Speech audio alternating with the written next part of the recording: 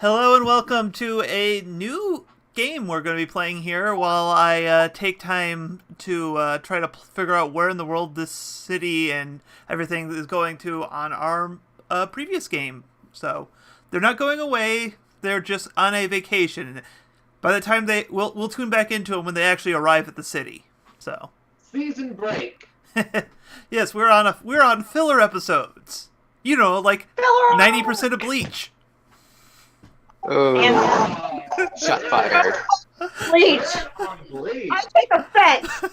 As Rookie, I take high offense. Yeah, everyone knows that it's 99.3765% filler. Exactly. Anyways. And one giant saga of Naruto. There's also that. But yeah, so this time we're going to be playing Masks, A New Generation, a game of teenage superheroes created by Magpie Games. This is a little more, well, very different than from a previous game, as this is a more narrative game that runs off the Powered by the Apocalypse system. One of those are a lot of words that mean probably nothing to you if you're tuning in, especially after watching our previous season, so I'm one of the players, and I'm clueless about a lot of those words. I'll be kind of explaining it as you go, because today we'll be doing some character creation and fleshing out of backstories and such to get ready for play. So, and as you know, we have a fun new layout. We look like we're in a comic book. I kept you guys' Pony Finder avatars just to kind of have continuity right now. Next week, those probably will be swapped out to something to represent your heroes that you're going to be playing in this game right now. So, yeah. So, yeah, that's that. All right. In Powered by the Apocalypse games, everyone picks a playbook. They're similar to like how classes work in like D&D and such, but with two main differences. First off, no one can pick the same playbook. Secondly, they're not so much about what you do as is more of like a narrative archetype. As we're gonna have everyone kind of go through and read off some of these, the kind of their intro blurbs for each of the playbooks and masks that we have available today. So, and so you'll kind of get an idea of what each playbook means. So, 1, 2, 3, 4. 1, 2, 3, 4. Like, the thing is, like, do any of these make a difference on play style? To a degree, it's like it. Let's start off. Hey, Trevor, do you want to open up the beacon and read off their intro blurb? You don't have to do this. You could probably have a safe, decent, simple life. It'd be nice, but come on. Superpowers, aliens, wizards, time travel. You have your depth, but who cares? This is awesome. Everybody should try it. So I think technically what we should do is alternate, so that way everybody's just slowly helping build the whole group. Yeah. But that also includes you, Thomas. Oh no, I'm planning on read a few of these. In fact, there's one of these on here that I'm the only one who's capable of reading because it's a secret. Ooh. I'm not gonna lie, when I heard you shouldn't do this, I thought you were talking to Thomas there, like, oh, we don't need to do this. But yeah. You're knowing all this personality bull crap. But yeah, so to give you an idea, like the beacon is like this kid the kid with almost no powers, maybe like a few things that are more mundane than supernatural, but they decide to still be a hero anyways. So that's kind of like their arc. So there's a theme to their power set, but there's also kind of a core drama about the characters. Like there's a conflict kind of baked into them. Yeah, they're the Hawkeye of the group of Avengers, like. Yes, Hawkeye. That's kind of what I want. That's what would help me a little bit in making my decisions, is you kind of telling us like what kind of power sets usually go with these kind of characters. Well, nice thing is when you look in the playbooks, playbooks, how they kind of work with the team. Yeah, I'll kind of explain like a little bit more, and like I'll give kind of more like comic book examples, at least the ones that I'm best familiar with. Yeah. Yeah. At least give us like just comic book or even other outside of comic books. Like technically, you can use other characters from other media and stuff. Yeah, but yeah. Mhm. in general, just characters that technically fit them ability-wise or Yeah. backstory-wise Yeah. or stuff like that. Like, I don't think the backstory part's super hard to understand, but like, just play style. Yeah. Of how Yeah. Yeah, ability-wise, there are always some that are listed that he's got. Yeah, and I know, but the thing is, a lot of these words are really bizarre and hard to understand exactly. What does this mean on how the game works? yeah, no. Well, Then you're taking things too literally and or not literally enough.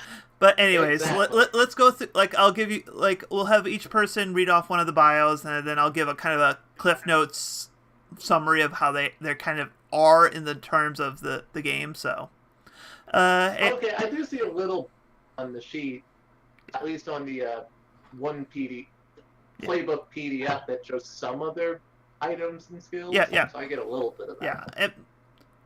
Once we kind of like we're gonna focus more on just getting the playbooks, and we'll once we get that, I'll kind of give you everyone a basic run over on the mechanics, kind of how the game functions, and like how your skill checks, quote unquote, work in this game. So All right. So I'm also curious, would you consider, just reading through the abilities the beacon has, would you consider Batman technically a beacon? he's beacon in his power set, but he doesn't have the right necessarily as much of the attitude. So it's All right. Just kind of curious. Robin Yeah, actually. I would say more Green Arrow. I think would probably be a beacon. All right. Green Arrow, definitely, like, several of these guys could be Robin, for example. Yeah, like Robin would be a good beacon. But yeah. Anyways, actually, a lot of the beacon's moves, which we'll get into more later, are actually quotes from a particular run of Hawkeye. Yeah. So, anyways, Leah, can you read off the brains blurb for us? Yep, let me find it. It's alphabetical. It's under the character tab. Just double click on the brain. Oh, there's a character tab? Yeah, if you look on the Roll20, you'll see under the little newspaper heading, you can kind of look down and see all the characters, playbooks there we've put together. Or I put together for you guys to use. And it's alphabetical, so we're just kind of going in alphabetical order. So that should be the second one. Yeah, for some reason the second one is the bowl. What? Oh. Okay. So can only I see the brain? I can see it. Edit. I can't see it, yeah. I'm checking here. It says all players. Alright. Let's click save. Oh, that's weird, because the brain isn't in the PDF sheet. No. No, because it's a really new one, and it's only playtesting right now. So Yeah. Okay. Just so, preferably don't pick that one, but Yeah. I've got ideas of which ones I'm going with, and that is neither of them. yeah. So we can at least it read is not- the brain for what it is, even if we aren't picking it all. Yeah. So Yeah. it's in the Roll20, not on any of the playbook PDFs. Okay. So if you you see the chat, we're professionals. art directory, and journal, it'd be under the journal tab, and then Okay. and then there's the brain. Just double click on that, and then just read the text that shows up there. All right. Okay, I can read it now. Okay. Great. You've always been the smartest kid in the room. Your inventions are world class, your tactical plans are flawless, and your mind is a steel trap memory. Palace of ideas beyond anything your peers might conceive of. If only the others knew how sometimes. None of that seems to matter. None of that keeps the shadows at bay. None of that can make up for what you did or are about to do. So yeah, the brain is kind of your archetypical Tony Stark. Basically, the idea is you are brilliant, but you messed up big. You created Ultron, for example. So that's kind of that's very that's only in the cinematic universe. Yes, Don't acknowledge the original. yes. No. The original. Tony helped make Ultron in the comics. That was more Yeah, Hank we'll give Pym, some though, I credit believe, there. in the comics. But we are not here to argue comic versus cinematic continuity here. We are here to... It's okay. I love the cinematic. I'm just universe, gonna but I say do the only want to point that out. Ant-Man. That's the only I difference. want to inform the masses who may have just see the cinematic universe. Yes. Yeah. I'm very familiar with both. So yes, hey Dustin, do you want to read off the bull for us? Sure. You're big, strong, and tough. You know what fighting really is, and you're good at it. Sure, you got a soft side, but you only show it to the people you care about most. Everyone else, they can eat your fist. Thank you for the tough guy persona for that. Good show. You're very welcome. All right, yeah. So Oh god, so this is weird. And now I'm gonna have to lead Delinquent. yep, you're gonna have to read the delinquent, but important Oh thing. god. Okay. Let me get into the mindset Well, here. let me talk about the bull. The bull is more or Yeah. less like kind of your Wolverine type character. It's just a Yeah. person. Bull technically could be considered the bull, I guess, as well. Yeah. It's under a different one. Superboy from Young Justice is what I go to for the bull. Like, Yeah. Yeah. Where did I put my? typical strong, super strength guy? Yeah, it's a person And who is. if anyone has actually seen My Hero Academia, Bakugo. yes. Unfortunately, I'll admit I have not seen My Hero Academia. It is a series I probably should Yeah. catch up and watch. That's why I posted Pains me. a question on the chat about what people had known, so I don't want to give people spoilers who don't want them. Yes. Would be appreciated. I mean, I don't honestly in this case I don't mind spoilers, but if I do watch it, probably better to remain unspoiled. Okay, here we are. They actually, in the book itself, they actually list some examples. So, see, Miss American Chavez, Superboy from Young Justice, X-23 from X-Men, Molly Hayes from The Runaways, and Hazmat from Avengers Academy. I don't know most of these. I'm going to be perfectly honest. Yeah. I mean, I Most think of those went right over my head. I think X-26 is a young young female clone of Wolverine. I'm aware of her. She's awesome. But yeah. Mhm. So yeah, that's the thing. Actually, let me see. 1 second. 1, 2, 3, 4, 5.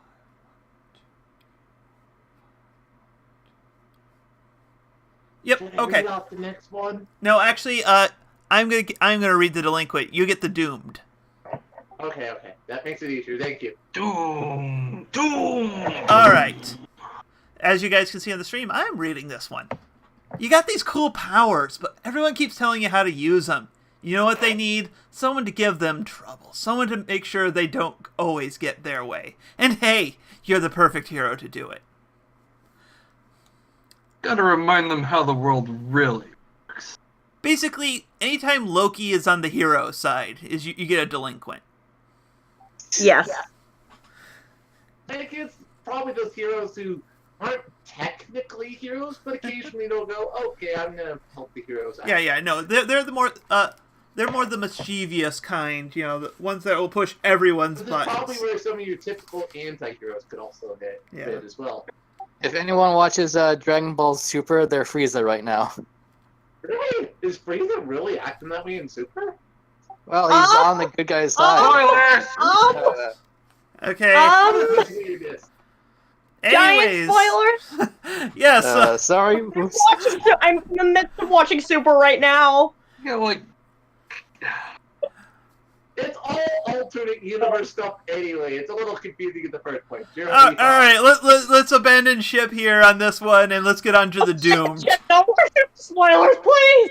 We're finding out about these spoilers. She feels doomed. Well, no. I I just think got a list of like every anime people are currently watching, so I don't accidentally spoil shit. Or a good example, another good you just- example in the Dragon Ball Z vein. Don't do major. That's the big thing. I don't mind spoilers if they're not major spoilers. Oh. Like Another if I'm one really in enjoying the team, that's just DBZ surprising, range. but honestly, I would feel like all right. So another good example though for anyone who's seen DBZ, Vegeta. Yes, that's a good example. That's a good example. I don't agree with that. I don't believe Vegeta is the delinquent. Honestly, yeah, that would fit Right. probably more with. I think it says like The isn't there bull. one that's, like, He's the bull. reformed? Yeah, Well, no, I don't He's even the think he's the bull. bull. I think he's kind of like this. Like I could see him as the legacy or the star, actually. Yeah. I was gonna say also the reformed probably would also work. Like, Yes, That's and why it's kind of definitely the weird to reform. find these characters, because technically they do have different power sets, but also you can look at some of these quote archetypes and see various heroes being able to serve as multiples. of Yeah. these. the power sets are more like just ideas. You don't have to stick to them. Like, Mhm. So yes. Alright, well, the Doomed. Oh, great, this is gonna be fun. Something about your power dooms you. It's just a matter of time before your doom comes for you. Until then, though, you got a nemesis who needs fighting in a world that needs saving. After all, it's better to burn out than to fade away. This is the Raven. That's Yeah, Raven, full stop. Um, Like, I don't need to mention any other character for you to get what the Doomed is about. yeah. So, God, I'm trying to think if there's any other really good examples that fit. Raven's the best. There's other ones, but Raven is the best known.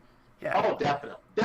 Especially with the image you're using for the Doomed, it totally gives me a Raven. Oh, vibe. that's fun fact. All the images I'm using here are actually the official images used for the playbooks. It's their Yeah, I know. iconics.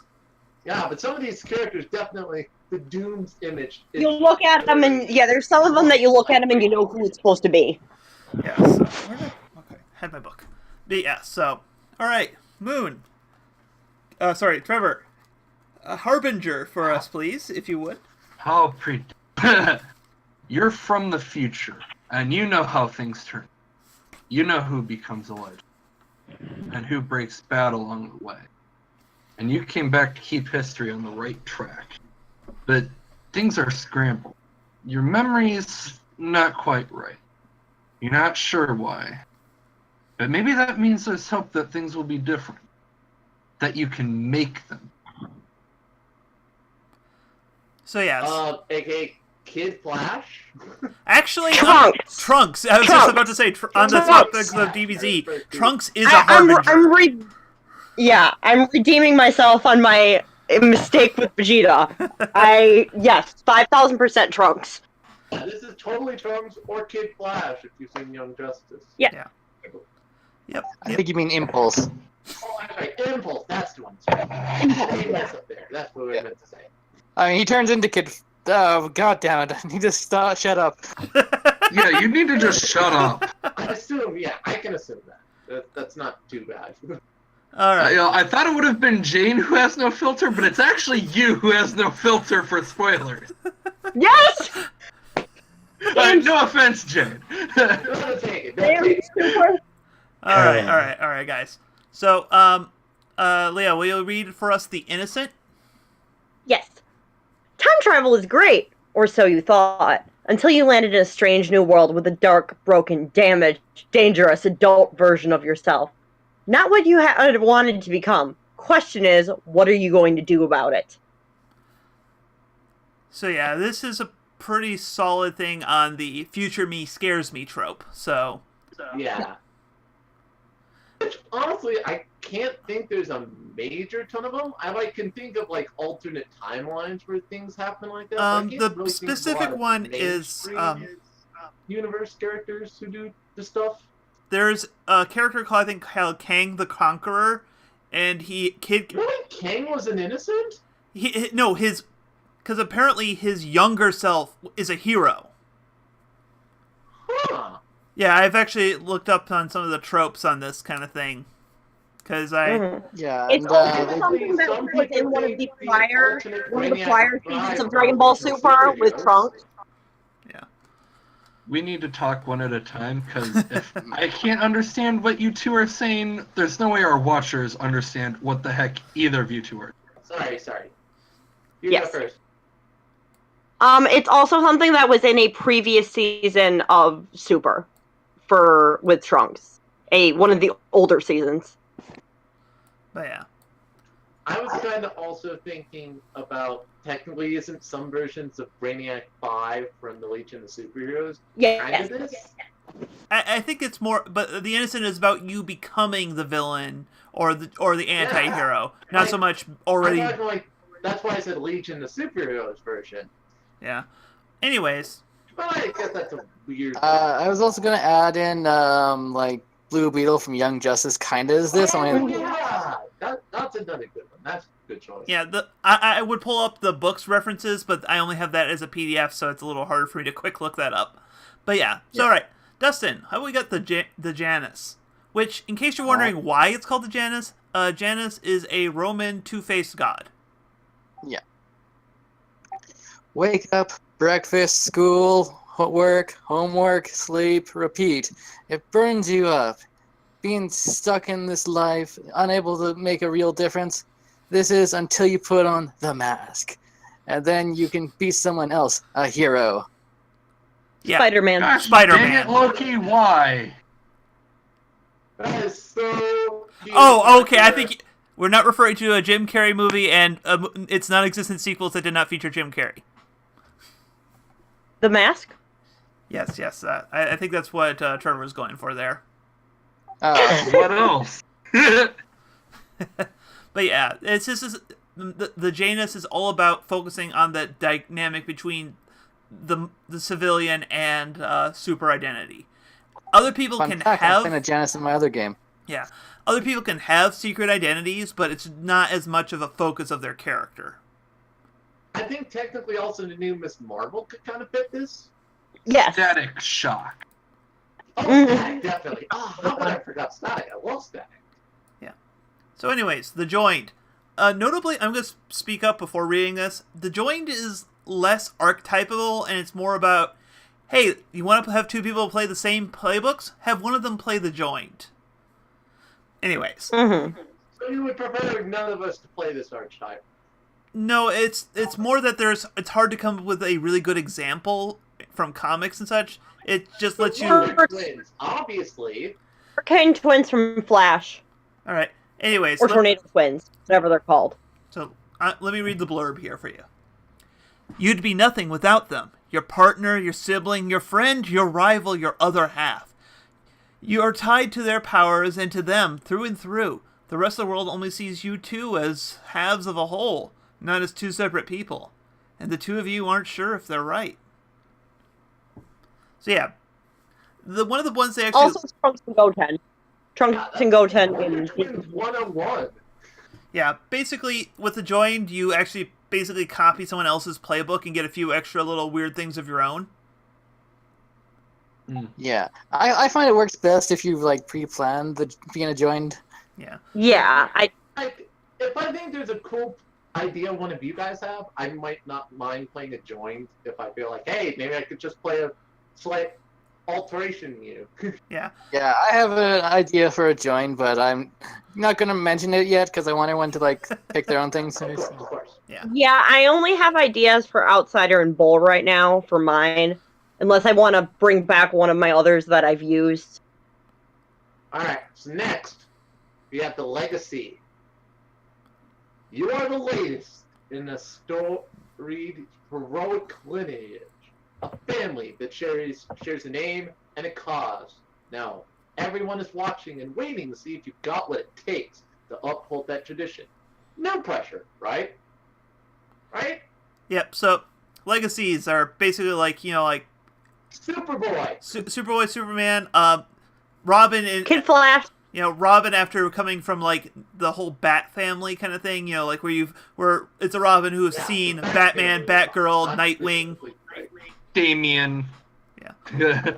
Like I say, more familiar on movies and a bit of animated series than I am with the comics. Mm-hmm. Yeah. But like the Flash, I know who you mean when you say Damien.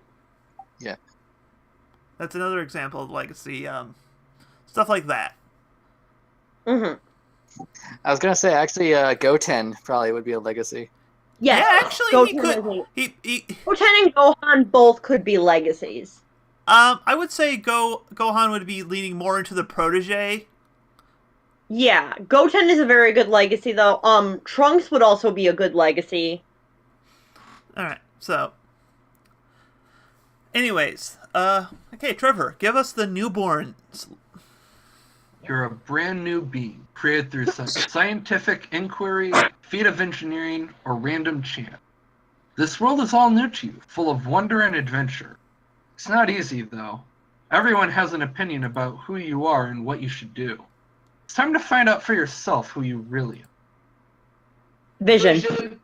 Vision is definitely a good example. Basically, any kind of time where it's a hero who's a newborn entity. It's Also Superboy.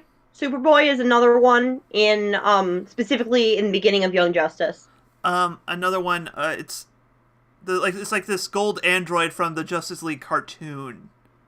Oh, God, I know who you're talking about. Yeah, I don't know his name. I wouldn't say Superboy because he already has like all the Yeah, that's knowledge. what I because had of, said, Superboy. Yeah. Yeah. Yeah, basically the idea of the newborn is you are a created blank slate. Usually they're not organic. Usually they're created by some stuff, but Yeah. technically you can have organic versions. Yeah, so yes. Okay. That's the newborn. Okay, Nova. Yeah. Yep. Nova? Yep. Alright. You're a font of power. Channel it and you can remake the world into exactly what you want. Unleash it and you can do miracles. It's wonderful and terrifying. Lose control for even a second, other people get hurt. Yeah, like this is just your classic, like way too much power and not enough control. Like Jean Grey and her Elsa. more, Elsa would be a Nova. Elsa. That's a weird one that isn't a superhero technically example. Actually, at one point I've actually figured out most of the basic playbooks as they would connect to Disney princesses because Yes, I have he a has. certain friend who is a He big does fan. this a lot. He does this with a lot of series. I really like the game. It's fun. It's a good practice to We done it with Kingdom being Hearts. able to help anticipate and read people. And I'm sorry, Have the we done this reason with Kingdom Hearts yet? Because I'm shocked if we haven't. We the haven't. reason why I jumped to Elsa is, if you haven't noticed, I am very ice themed, and that is one of the ideas I was going for what to do was the note. So I'd already had a chance to think about examples. Basically, any kind of character who has phenomenal cosmic power. For a comic book side, think like Jean Grey, especially when she's channeling the Phoenix thing. Yeah. Honestly, in some ways, I would also consider Cyclops to be this.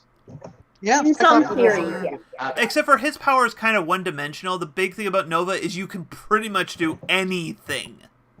Yeah. Yeah. It's a little bit more. Terra before she went all batshit. Yes, very much Terra. So yeah. Poor Okay, Tara. Dustin, can we get the outsider? You are not from here. Your home is an amazing place, a beautiful and wonderful.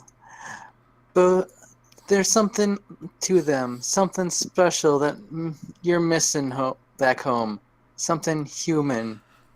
So yeah, you've been hanging around, at least for now. Starfire. Yeah, Starfire, and also I believe that is the sleepiest outsider I've heard. What? Yeah, that is such a sleepy outsider. Just critiquing Dustin's thing. I mean, full respect points for going all out with creating temporary personas for these. And Supergirl is another one. Yeah, Basically, the heroes who grow up some other planet or place and The best technically end example on that Earth all and would know decide, is there's Starfire. something I like about it. I've actually listened to some actual plays of this where the outsider was actually a time traveler from a distant or Oh. future or past, and they could always go back and forth in time. But the idea is more of like, okay, these guys are from such a strange period. Heck, Mhm. another game I've heard where the outsider is a ghost from the Civil War. I like that. Yeah. But So it's like, from that concept, we could argue Captain America could be considered an Yes. outsider. Captain Yeah. At America least could in be his one. earlier days. yeah.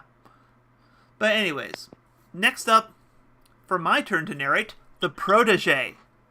You proved yourself to an experienced hero. They think you've got what it takes. They've been training you for a while, and now you have to decide. Do you want to be them, or will you find your own path? Robin is the hardest protege. The original Robin definitely fits us to a T. Yeah. Almost every single member of the Young Justice fits this. Yeah. Yeah. Think of Protege as basically the sidekick who's starting to stand up on their own 2 feet, kind of thing. AKA trying to find their own identity while still being, taking what they have. Yeah, and their conflict is like, do I want to be who I want to be or who my mentor wants me to be? So, all right, the Reformed. Would you, if you would, Jane? Alright. I'm even gonna go to a little personality here. Villainy used to be a way of life for you, but then you saw what your selfishness and hatred created. The supervillain life is a hard one to quit, but you know this best. Sometimes it's the villain who needs saving too. Black Widow. Yeah. So, the image definitely gives me the idea of, probably the most easy one. Actually, Loki turns good as I well. think the book actually mentions Vegeta. Terra here. Terra, Vegeta. Yeah, this is probably a little bit more accurate. This isn't the quote pure anti-heroes who still, go out of their, who may sometimes help the heroes, but still do their own thing. These are the people who literally saw the error of their ways and converted to being a hero. Yep. I know I in saw a really interesting version of this one once, of where it was kind of like a mix of that and The Outsider, because it was a character from an alternate universe. I know in the Teen Titans comic book there was a character who was like Slade's daughter, or Deathstroke's daughter. Yeah. Yes. And yeah, fun fact, that was my first character was a Reformed. My first character. My first character was Reformed. Hey, Reformed spawned in. Well, All right. Anyways, Trevor. So, what would your opinion be on the difference between the delinquent and the reformed P then? It's But isn't necessarily evil. And also, it's a direction of their where they're facing. A delinquent is Yeah. a hero who kind of pushes the line a lot, but maybe away from being a true hero. Whereas Reformed is started off as a villain and is now trying to become a hero. Yeah, So would we define Deadpool as a delinquent? Yes. Yes. Deadpool is a delinquent. So, anyways, Trevor, how about you read for us The Soldier? You're not a hero like the rest, some dangerous free radical serving just their own whims. You're an agent of ages, and through them, you stand for something bigger than yourself, something important. You just hope you stand for the right thing. Black Widow. Actually, also, if we're going from the more adult angle, Nick Fury. yeah. Fury, Black Widow, Hawkeye. The Aegis acronym totally makes me think of S.H.I.E.L.D. It's kind of meant to. Any S.H.I.E.L.D. member, Sharon Carter, any S.H.I.E.L.D. person at all. Or even In Captain Captain America back in his own time period. Listen, Steve. Yeah. So. Old school, the original Captain America, you could probably say, is a soldier until he got to the future. Yeah. Yes. So yeah. All right. The Star. Yes. Alright, it's fine. Being a hero isn't just about doing right. It's about being seen doing right. Let them think shallow for loving the spotlight and the cameras, for making speeches, for smiling so much. You'll be a hero in all the ways that matter. All I can say is I am Iron Man. I am Booster Iron Gold is also a good one. Sorry, couldn't hear you there, Dustin. Oh, Booster Gold, if you've watched. It's not Booster. It is totally Booster. All right, so here I'm actually pulling up the examples. So it says Stryker from Avengers Academy, Booster Gold from Justice League, Enchantress from Young Avengers, Ecstatics from Ecstatics, and Captain Amazing from Mystery Men. Mm-hmm. So yeah, That'll sound about right. Yeah. I'll just smile and nod and pretend to know who they are. I at least know the Mystery Man one. It's the guy with all the corporate sponsors and who dies in that movie.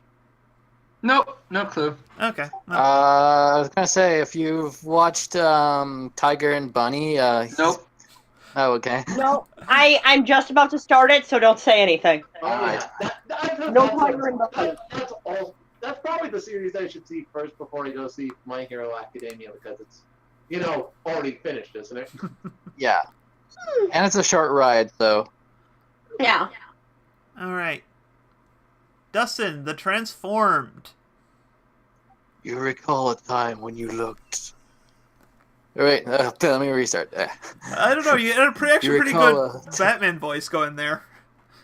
Yeah. Thank you. No, that wasn't a Batman voice.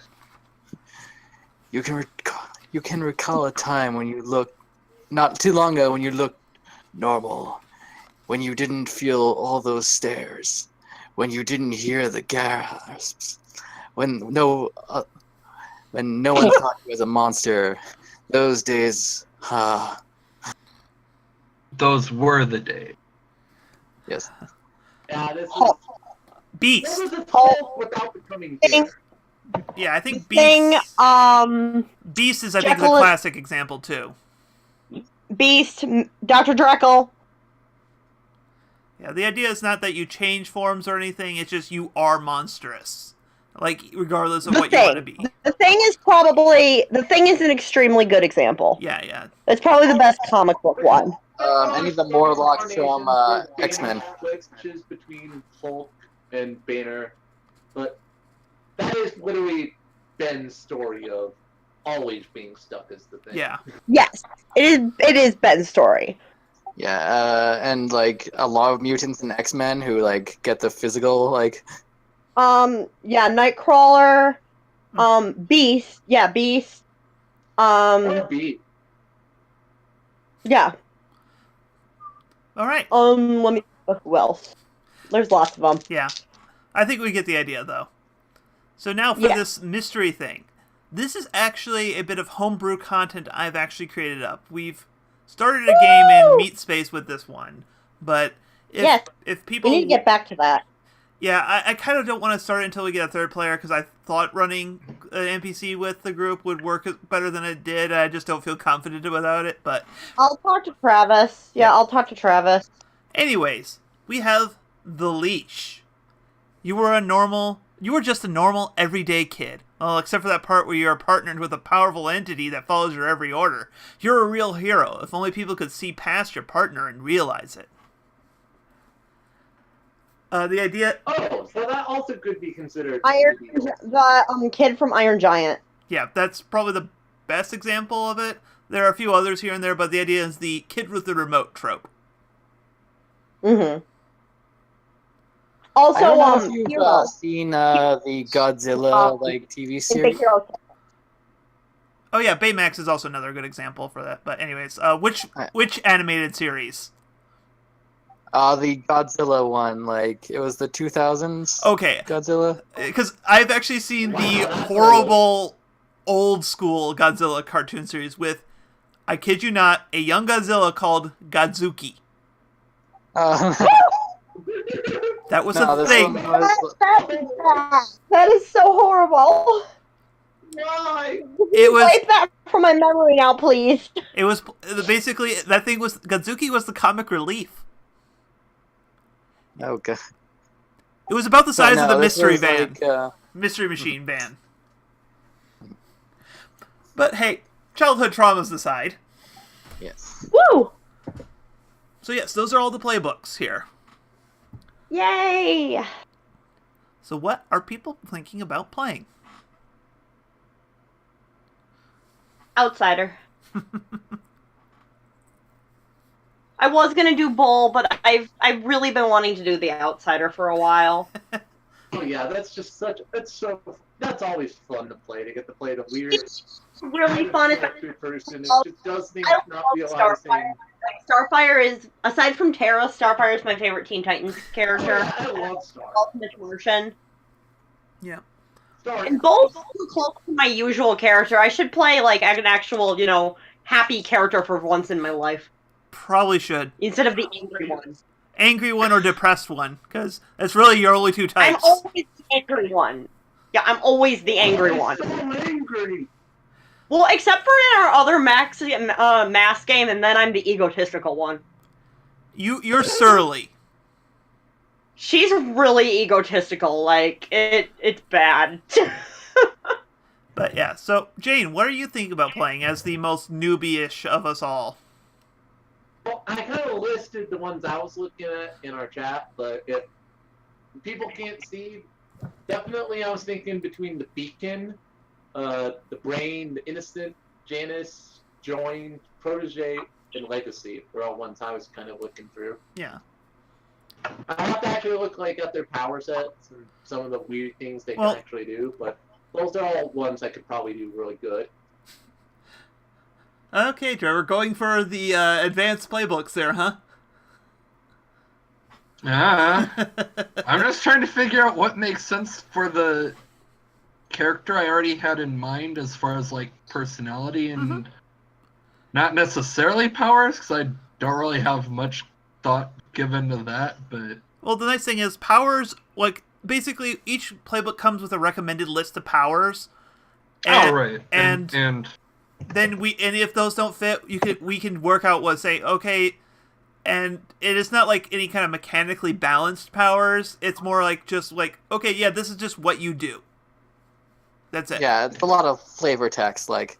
Actually, I could also see the character personality, the one I didn't mention originally, but I realized looking at it, this Nova could really fit the personality. Yeah, I was gonna say, like, when we talked about your character, like, ideas, I was like, that seems like a Nova also.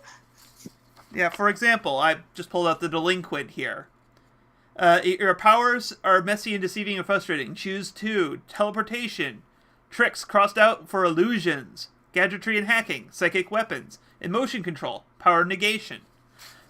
Like, those are very broad, and you can kind of interpret those any ways, and even if you can't, like, it's basically they're just more about theme than they are about necessarily how powerful they are. Yeah, like, for an example, like, my other game, I'm playing a Janice, so, like, I chose, like, the impossible maneuverability, and so she's like, oh, she jumps really good, so... And the other one I was energy absorbent, so she can absorb kinetic energies. Yeah, and I've actually, the Janice is one of the more common ones I've seen in games, because I listen to a lot of actual plays. Like the one I'm making now, so hey. But, like, I've heard ones where they have their impossible mobility is they have gravity manipulation powers and they throw themselves around. Oh, that is nice. And, because they have the power of that, they can also absorb kinetic energy. Another one I heard play was they could transmute. Their impossible mobility was phasing, and they could just phase through objects. And I think they had another thing where they could actually take on it was the material mimicry, I think they took. So they actually, when they phased through things, they took on the properties of what they phased through. And these are still the Janice. It's still about, hey, I have to balance my civilian life and my hero life. But it's just the powers are kind of almost secondary to it.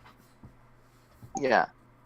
So you don't really need to focus too heavily on, like, the powers and such, because it's all just like, hey, this is what we use to tell the story. It's the crayon that you're drawn with.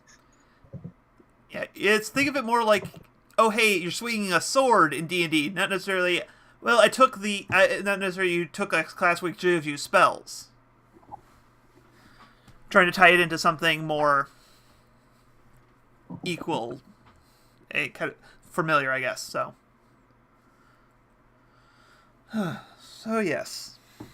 Right now, just from the parts of some of it, but I'm thinking the Legacy probably fits the character I was thinking the most, but I have to see if ability-wise it would fit me. Well, yeah, basically how the Legacy works is you get the default list of powers is you get a suite of abilities, then you choose 2 that you haven't come into yet.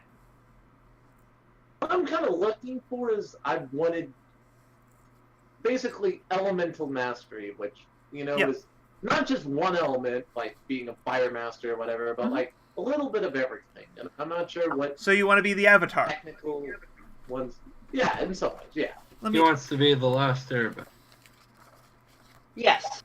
He wants to be Captain Planet. Well, I hear he's a hero. That's the idea I had for my character long before the Avatar series was ever out, originally. An OG hero. Yeah.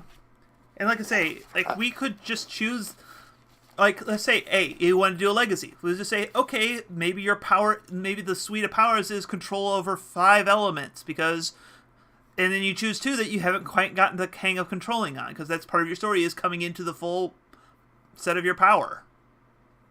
All right, that makes sense. Like, and if I could choose some, as I said, want to make sure I'm fitting in with the rules and stuff as well, but I'm not exactly sure all of it. As I said, it sounds like these rules are kind of loose, so... Yeah, they're very loose. They're looser than the town bicycle. That's pretty terrible. Anyways, my lack humor or lack of providence aside.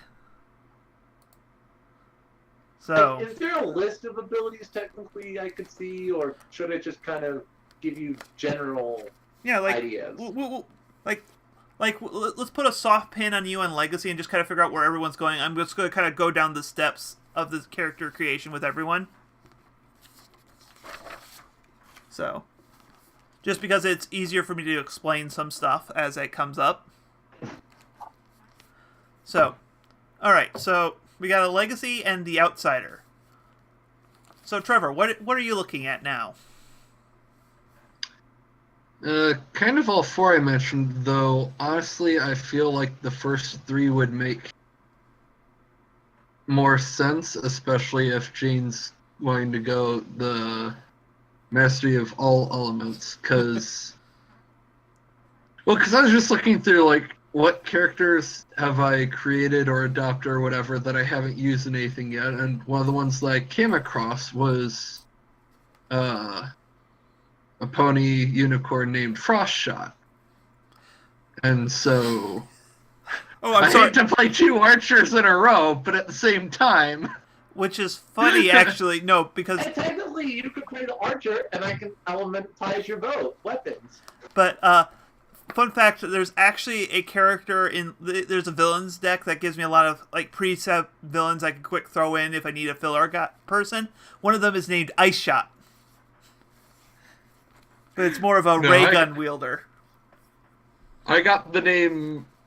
I created Frostshot partially because I was into League of Legends at the time, and it was the name of an ability of one of the champions. And I thought, this makes for a really good name, especially for, like, some sort of cold-hearted, So, well, that's why I feel like the Reformed, the Innocent, or possibly the Star would work best because, I could also see a protege if you want to put a more mentor figure into that.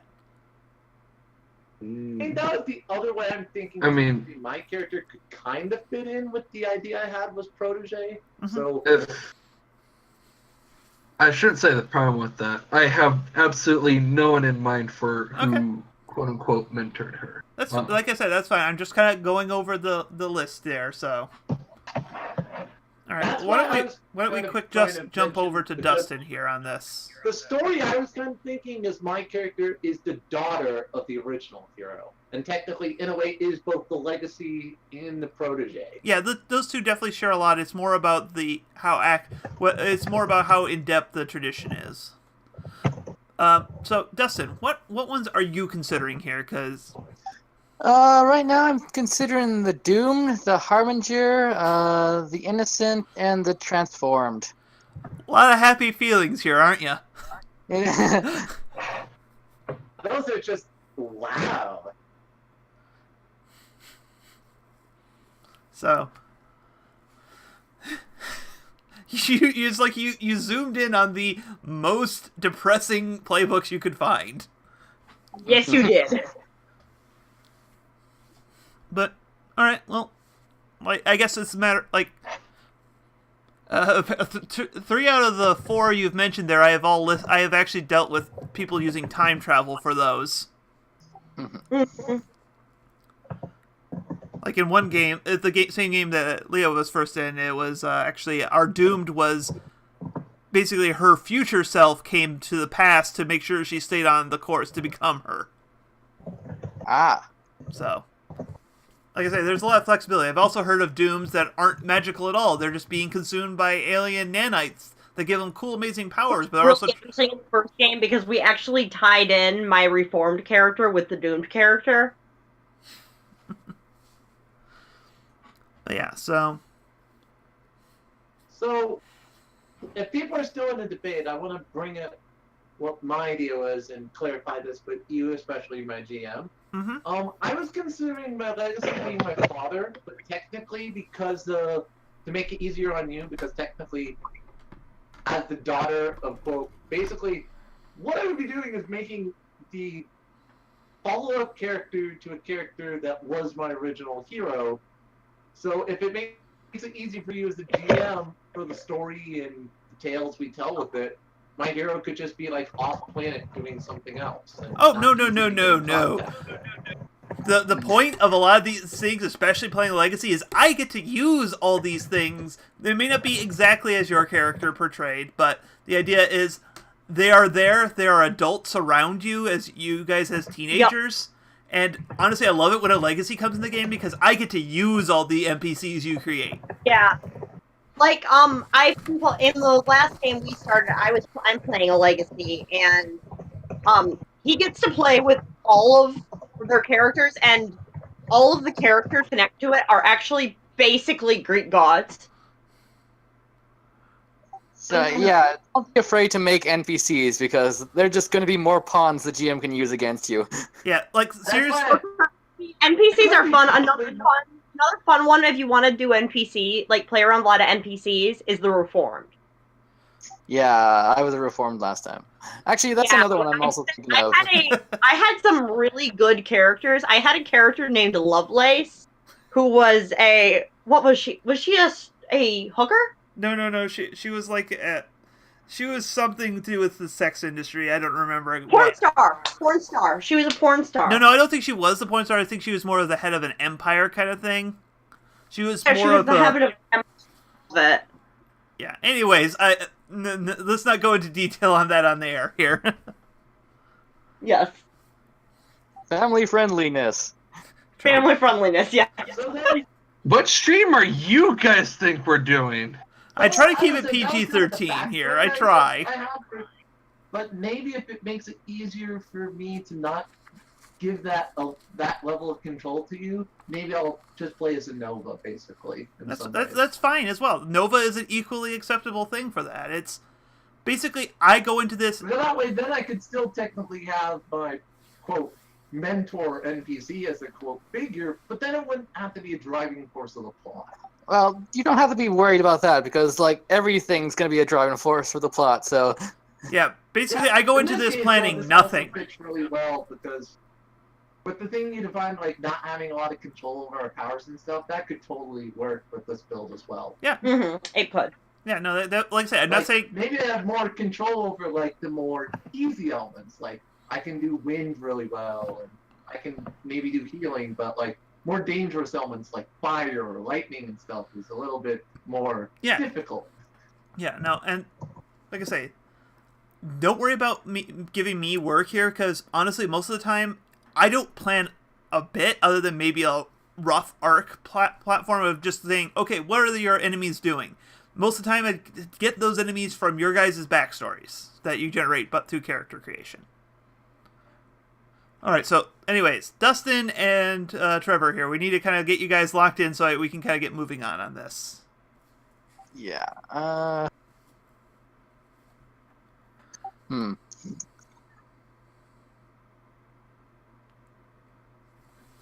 really don't know. The Reformed, the Star, or the Innocent all work fairly well. The Reformed is really fun to play.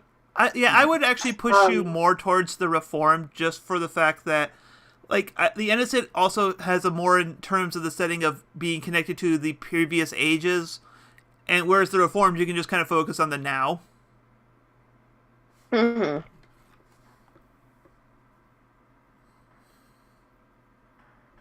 But okay. But that's just... So you say you're looking at the Reformed, the Innocent, and what was the last... Or actually, why don't we just... The Star. Yeah, I haven't actually played with the Star in the game, and that could definitely give me an angle to push things too. I'm just saying, like, I'm hesitating on the Innocent just because it could be a little harder of the Mhm. advanced playbooks there. Okay, I'm willing to trust your input, whatever. Because I mean, it would. In my mind, I was thinking the Ascent possibly because it'd be really easy to make her adult self or future self, whatever, I don't want to say cold-hearted, but the cold-hearted mercenary of take job, kill, move on. Just take the shot and move on. Mm-hmm. Don't think about what you're shooting. Just shoot and move on. Yeah, well, like I say, I hesitate on the thing. I am not going to block you from doing it if you feel like that's what you want to do. Nah, the Reformed and the Stars sound like they'd be, I don't want to say more interesting, but they sound like they'd be more interesting. That's fine. Not everyone's going to find the same kind of stories interesting. So, okay, so... And technically I can have, by playing a Nova, I can still do that story idea that technically, if my father's still in service, he can just be missing, and that way, as a GM, I don't want you messing with. That's why I'm taking Nova, because it doesn't have to be a defining plot thing. It can be a minor plot thing. Here's the question I have for the rest of the party and Shepard. Yes. Would you guys want me trying to hog the spotlight and, I don't want to say making a big deal about everything, but... Oh no, I think that could be super fun. Yeah, that is all right with me. Like, fun, yeah. And also, what better time to have the Nova cause collateral damage than when on TV? Especially based on the idea that with me being, not exactly human, I might be, not wanting to be in the spotlight. Yeah. No, there's a lot of drama there. Yeah, it could make it really interesting, especially since I already that could make some amazing developed story just to in have my head. someone who just loves the spotlight, and then something that literally could cause disasters accidentally. That's something that would be really, interesting. Especially if Dustin goes deformed, then we have two characters that are just really interesting to examine. Okay. Mm-hmm. That actually helped me narrow some stuff down because. Okay, I guess I'll be the star then. Alright, I'm giving you some people control here while we do that. So, Dustin, you are the last one here. Yes. Okay, let's see here. I'm narrowing it down to the innocent, the reformed, or the transformed. A lot of forming there. I think really interestingly, the reformed one could be interesting because, then when the star is making deals, you could actually get attention because it's wait, isn't that ex-supervillain? You're like, oh god. Yeah, that's exactly why I was thinking the reformed, because it's oh, the star, I can fuck this up by being the reformed. And then I could just picture here the star trying to claim that, no, the star is reforming the villain. Yeah, it's all because of me. Cool, Alright. Yeah, let's go with reformed. Okay. Out of the goodness of my heart. Alright, so yeah, normally I would question two They're advanced just a ones. troubled person who needs some more guidance than other people. I love this game so much!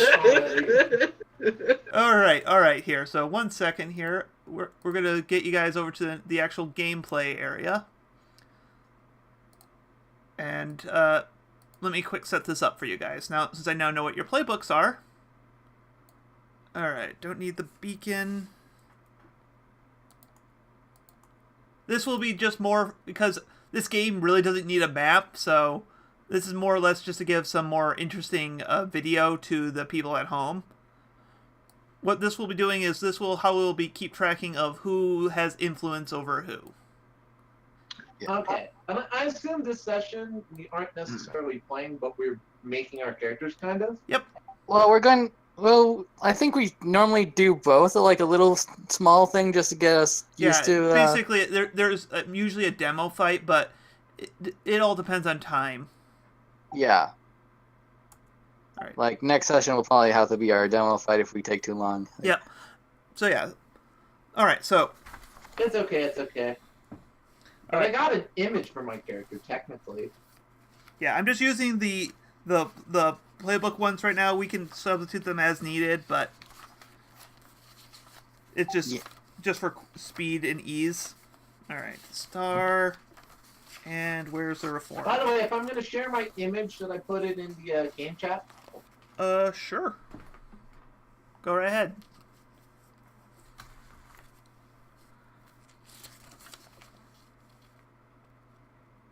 A rather basic idea of what I thought my character looked like originally. Yep. Well, nice thing is there's actually a questionnaire about helping you describe your appearance. Oh no, I literally had this character saved from a long time ago when I was kind of designing my own custom outfit and stuff. So, well, since you ended up being the first playbook alphabetically, why don't we start with you, Jane, and filling out your look? All right.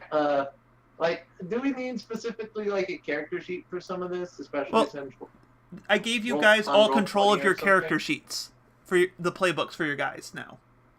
All right, for the look, well, I'm definitely a woman. Okay, so that's that we got. Caucasian, normal skin, and I think it's kind of hard to describe. I kind of gave you an image here of what my character is, but it's definitely, she's more casual clothing, outsider costume, but you can definitely see how colorful and flashy her super suit is. So why don't we call that a fantastical costume, I think? Yeah, definitely. Like I said, these are more or less prompts just to get you kind of getting ideas. You kind of came in here with more of an... As I said, I had the appearance idea pretty well down for the most part. Like, maybe a little bit of a modification if someone wants to do custom art for us might be nice, but this was the kind of general idea I had for the character. When you're like, oh, we're doing a superhero one, I'm like, wait a second, I built a superhero long ago, I really never got to use for anything. Hey, that's fine. All right, Leah, outsider look. Okay. Well, first of all, get ready because I'm playing a fox demon. I love it! A fox? Who would have thought? Oh, yes! Okay. Yeah, I'm not surprised. Firefox, specifically. Okay. Gosh dang it! Okay, we have a typecast here. Honor the pony finder! Hey, look, I'm going to be honest here. This is not surprising when you consider, like, 3/5 of our group here are fans of foxes. Oh, I don't mind foxes, I'm just like... So, I think you're going to go with animalistic body? Basically, she shapeshifts. Okay, well, we're just kind of going through the prompts here to at least get those out of the way. Well, yeah, kind of animalistic in the area of, okay, the tail's there, and the ears are there. Yep. A bit like Basically, Hero human from body our... with the tail and the ears. Yep. Oh god, so are you gonna be like kind of our team pet in some ways? Sort of, yeah. Alright, so what kind In of some eyes? way. Specifically, she has the 9 tails, too. Okay. Eyes.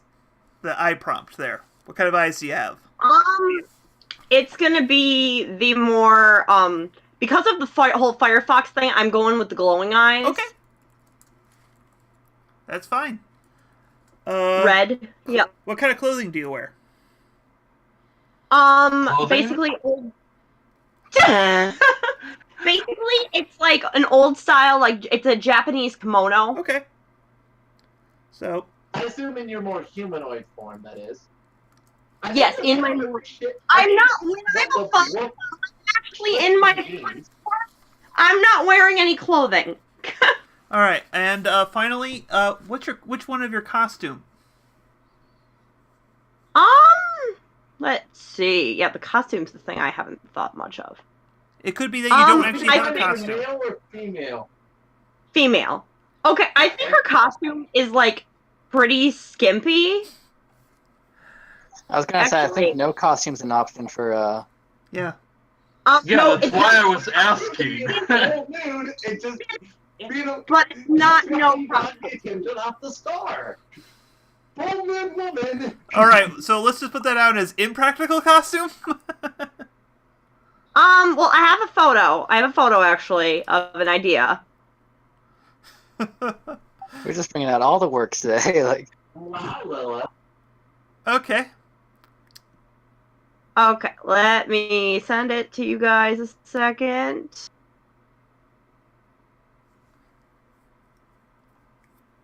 And yes, if you look at my art thing, yes, I did originally use some of the X-Men That's- uniforms Yes. for the basis. Okay. But it Let's was go just launch so Firefox. naturally I colorful. forgot I was the... like, well, just add a Copy. few highlights, maybe change a few things, and boom, it makes a pretty solid base for a costume. Mm-hmm. Alright. Ah, Trevor, you're breaking one of the big rules of superheroes. You don't do capes. You learn nothing but the Incredibles. I'm just seeing a husky. Huh. Let me see. I can actually just, like, send it. Yeah, that's a dog. Is your customer dog? Aw, that's an adorable husky, though. Hello, pupper. Let me find where it went. It's a Doraroo pupper. All right, we'll put a pin on that. We'll come back to you in a bit here. I found it. I found a better one. Better than pupper? It's like I found the actual one I was trying to send. Yeah. Why do I know that picture? We'll leave this to the viewers' imaginations. Aww. Oh, no, never mind. I have not seen that picture. She's adorable. I know. Okay, that's enough for me. So. That's enough for you. I'm just here. She's so soft. I mean, once you zoom in, yeah, that's enough. Anyways, Definitely very flashy. Dustin. The Star, Yes. You're gonna have to go pretty far out of your way to earn attention, Star. With So yeah, this so team so far. why don't we go down the look for the Reformed here for you? All right. First of all, I'm a man. I'm white. I have shadowy eyes, concealing fashion, and a sleek costume. Thank you for being on the ball with this. I'm gonna be honest. I wrote down a lot of these once we started talking about masks, I was like, oh, I have a lot of ideas. I'm just gonna copy these right away. How dare you be prepared? Why do you have to try to make the rest of us look bad? I'm the star! Because I'm your rival. You're not the star, you're just the loudest. Oh, could we say that could be part of the backstory? Is the Star is the one who helped redeem the Reformed originally? Anyways. So yes, we Like, probably I'm at some curious, point should get their Justin, names how figured out. long ago between the start of this campaign did you reform? Like, did you initially meet all of us and were kind of a villain, but then we all ended up working together? And Yeah, that something part like of that? part of the character creation is basically describing how the first time you guys met. Yeah. We'll get to that soon. Mhm. All right, Moon, your appearance. You know what? I like the idea of being ambiguous. Okay. Are you a boy or girl? Not your problem, Professor Oak. Did you assume my gender? To polish off an inside joke that none of you will get, wouldn't you like to know? Those are for the few people watching at home that might watch this. Mm-hmm. So yes. All right. So Let's ambiguous. Ethnicity. I'm just gonna roll a d6, cause screw it. Yeah, there you go, little RNG. Yep. Looks like 3. So Hispanic. Sure, I got no clue how to do it, but I just went- why not? I just went the third one down the list. Character sheets to put all this down on. Yeah. I'm You actually don't have to taking do an notes. accent or anything like that. Yeah, you can write this under your character bio sections as well. But I am also taking notes on this as well, and we also have the stream. You didn't give us a space to record any of this yet, but okay. Well, you can open. Unless you're just saying we can write over the sheet you gave us initially. Yeah, that's the. We cannot edit it. What? Yeah, We can't edit the bio and info. I thought you could if you click the edit box. There is no edit box. Yeah. Did I not give you control of the star? Should be able. Nope, no, I had to close and open it again. Yeah. Okay. Okay. I guess I did it too soon. I got the other stuff not so. Okay. Yeah, I don't have the reformed yet, so. I thought I gave. Did I give that? I may have gotten distracted. Oh, I gave it to Moon. That's my problem. Oh. My bad. Yeah. That... All right. There we go. Okay. There we go. Sorry. So are we editing the exact playbook that Yep. we pulled for our character officially? Yep. Or Yep, that is Yeah. your character book. That is your Okay. character sheet. Is the one you picked. I just Oh, did boy. this like this just to kind of save some time and such. 'Cause some of the information is Okay. pre-inserted. Apparently, they are going to have a teasing smile. I am liking this already. I think I already know where I'm gonna go with this character. Let's see here. What you're choosing? You're not just choosing formal wear right off the back. No? Why? Oh, I was making a joke about Moon's fashion sense. you gotta be the. If you're androgynous and you wear something like formal wear, you can just wear like this really nice suit and just confuse people even more. Yeah, why are you guys jinxing my dice? Why are you trying to control my dice? No, that's not me controlling your dice. So that my Yes, it is, because I rolled a 2. That was my telekinesis. Yeah, My mind apparently bullets. you have a telekinesis. You don't. You can re-roll it if you want after that. Nah, let's see. And then for the costume... Yeah. The dice ran under my computer.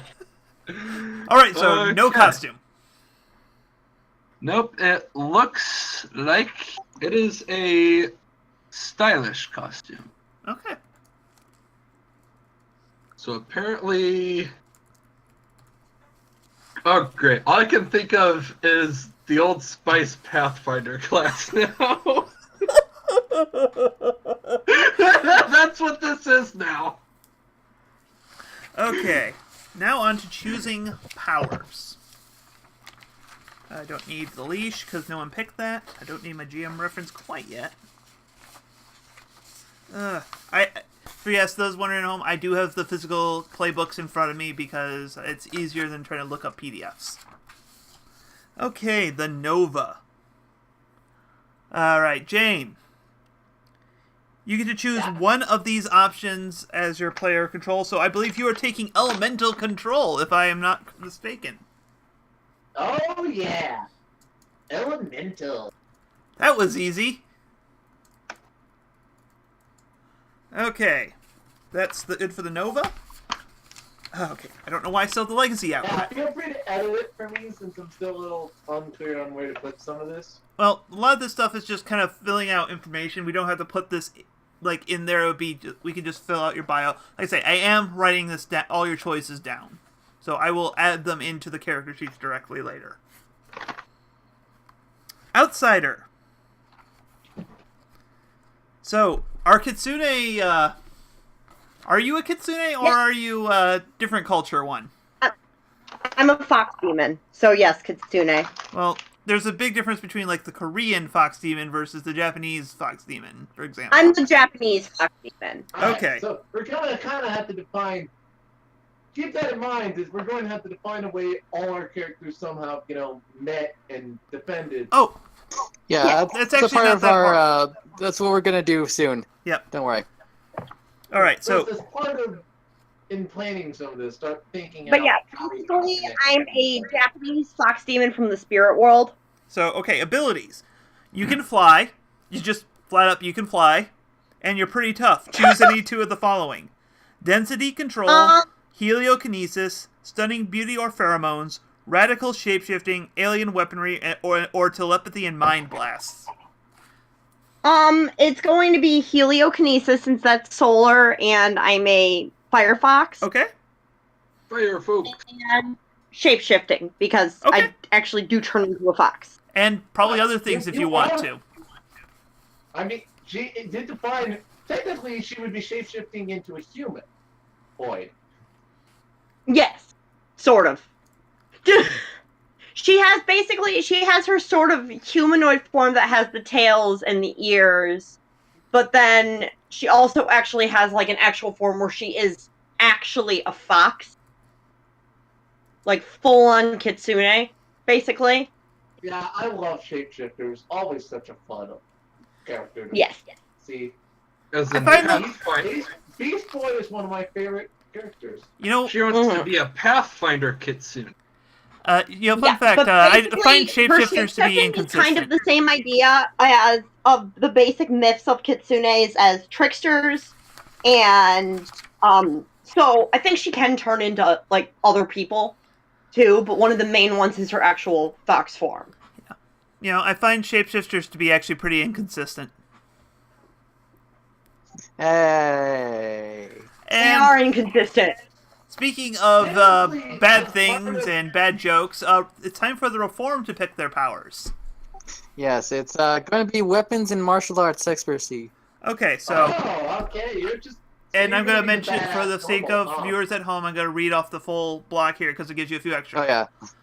You're young, but you've been around for a few years before switching teams. You know how to fight, but you're known for one ability more than any other. Choose one. So, even beyond that, he knows your character knows how to fight. Yeah. So you're a badass normal. hmm This Base- character is kind of based on Jason Todd, so. Yep. All right, the Alright, star. Your powers are flashy and impressive. Choose one. Sonic control, electrodynamic control, light control, strange wings, body plasticity and stretching, or flame control. A lot of control going around here. Nothing for. Okay. And if you want it to fit your concept more, I could easily swap it into ice control instead of flame control. That's Okay, here's the fine. thing. If I make it, if I went with strange wings, would there be any way to make it so that like she can so that they can shoot out like feathers from their wings Yeah. as like their projectile attack sort of thing? Yeah, that's well within reason, I think. It's The elemental hero Avion. Yeah, or the Falcon. or the bird power from Kirby. Yeah, the bird. Yeah, exactly. Bird power from Kirby. Good. Falcon and multiple iterations of the Avengers. I know. No, Kirby. Always Kirby. Kirby's. Yeah, Kirby's adorable. Hey, Kirby, it's a name you should know. Kirby, Look at Kirby, him go. Kirby. He's the star of the show. Star of the show. Boom. E high five. Okay, so strange wings. Okay. And all right, and now it's the point where I'm going to start going over some of the basic mechanics because we're at the more mechanical bits now. All right, everyone. Make sure you've got a pillow in front of you, so that way when you fall asleep, you're not damaging your face. That was for the viewers at home, by the way. So now we have approached labels. This is the part that's actually on your guys' character sheets now. I'm going to just pop open the bull here for viewers at home to look at. So each of you guys are defined, your stats are basically these 5 labels. These labels aren't necessarily what you can do, they're more about how you see yourself. And as such, they will change as we play the game. Yes, because we're teenagers and adults are going to tell us what to do. And you're going to tell each other what you think you are, and it's going to affect you. hmm So, I feel like, so you're saying that naturally we're starting off with the array it's stated, but it says we get to put one, to kind of yep, define how we see ourselves. yep. Yeah, To give you a little and more flexibility. those are going to go up and down, like, the more that people are going to tell you what to do. So, Yes. So, for example, Then I'm definitely saying my point is going to go in the savior. So I'm just as much a savior as I am a danger. yep. I'm just gonna go down the list, and as because each label has certain basic moves. In Powered by the Apocalypse games, basically a move is a condition that causes the mechanics to jump in instead of just pure narration. So each label has certain moves. In addition, your playbook will give you extra moves you can fill out, and so on and so forth. So I'm just gonna go down the list on the screen here. Freak. How weird do you think you are? Like, how just bizarre, different, weird stuff you think you are. What the weird what you use your freak for is for any move basically directly tied to your powers. Specifically, unleash your powers, which is kind of your more or less do something cool with your power set. Okay. Oh, had the sheet upside down. Well, definitely, it makes sense as Nova that I have to have a range beam attack is one of mine. Yeah. Well, don't worry about flushing it down. Actually, as a Nova, you really shouldn't flush it down because you have super flexible powers. Yeah. So, anyways, going down the list. Danger. How much of a threat you think you are? Like, just like you think you're not only you're not just collateral damage, but how much you are thinking about taking down a dangerous foe and defeating them. As such, it makes it better for you to directly engage a threat. This is kind of your core combat move. We'll go over more of the moves in detail in play as they come up because it's a lot of choice and it's more contextual than me describing it in the abstract. Savior. This is how much of a hero you think you are. How much you are about helping the common man, protecting them, and keeping them safe. This is what move you use. This is the label you use when you defend others. It's pretty straightforward what happens when you defend others. It's keeping them safe from harm. This harm may not necessarily be physical. It could be reputation or emotional harm as well. And as a bunch of teenagers, emotional effects will happen. Oh, of course. All the drama. We're fragile as fuck. Hey, my dad's been missing a while. I might get worried about it sometime. Yeah, superior is about thinking you're better than everyone else and being about the smartest person in the room.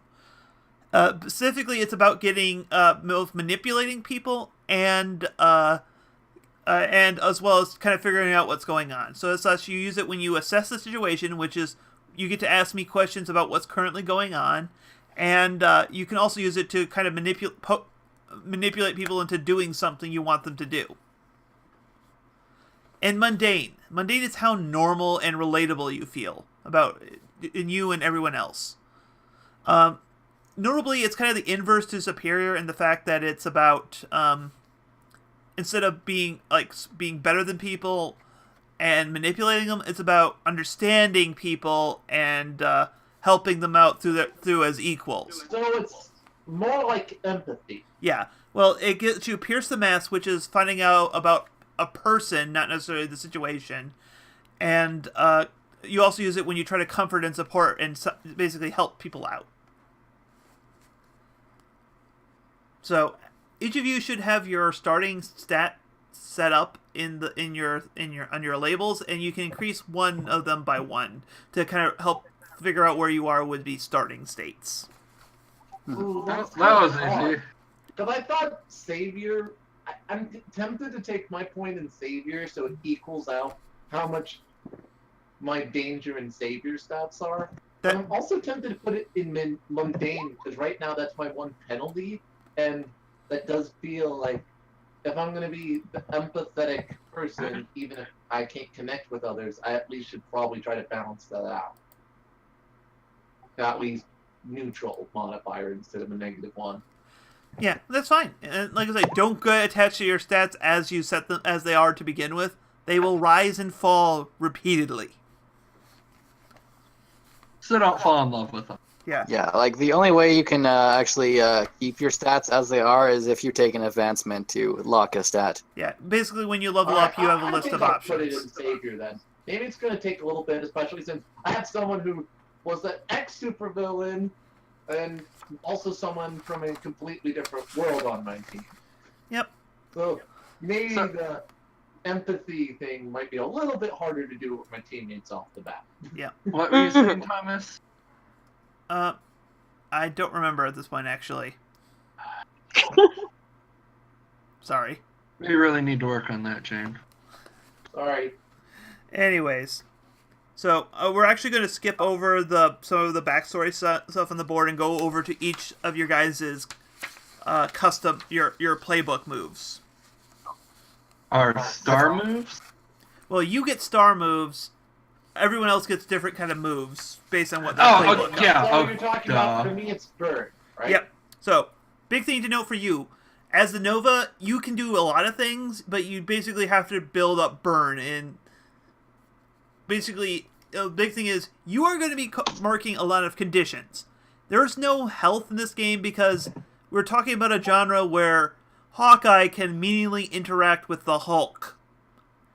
Actual physical damage doesn't make sense all the time. It's like, yeah, if the Hulk punches Hawkeye, Hawkeye's gone. He's not even knocked down or anything. He's gone. So instead, we have conditions, which are reflecting your emotional state.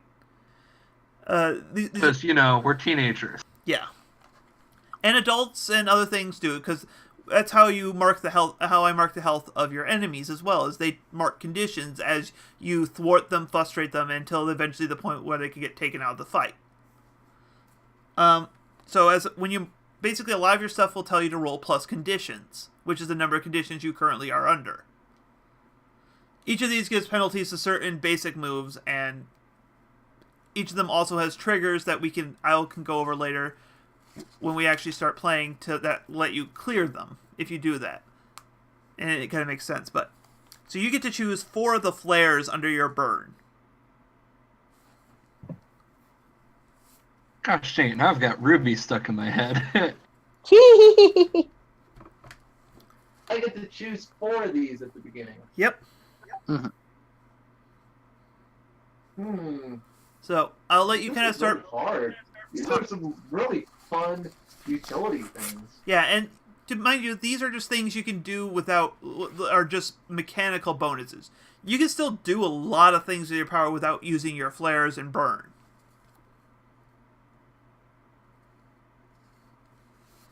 So. Because one of my elements I am a master of is like wind is an element, so technically I could do minor flight and stuff like that. Yep. By using that, correct? Yeah. Yeah, there's a lot of things you can do, like I said. So I'm going to leave you looking over your list, and I'm going to kind of cycle back to you, just so I can kind of keep everyone involved here, so. Yeah, no problem.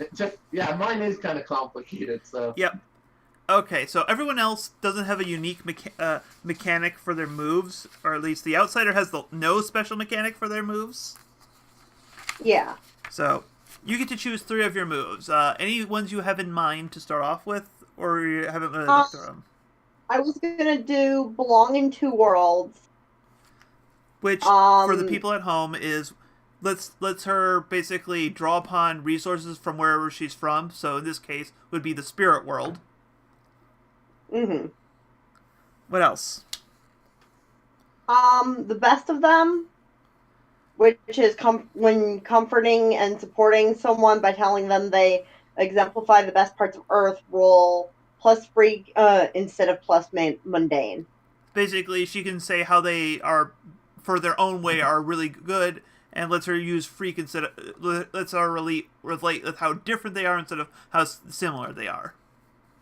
Oh, that is really good. Yeah. That would be amazing to back me up.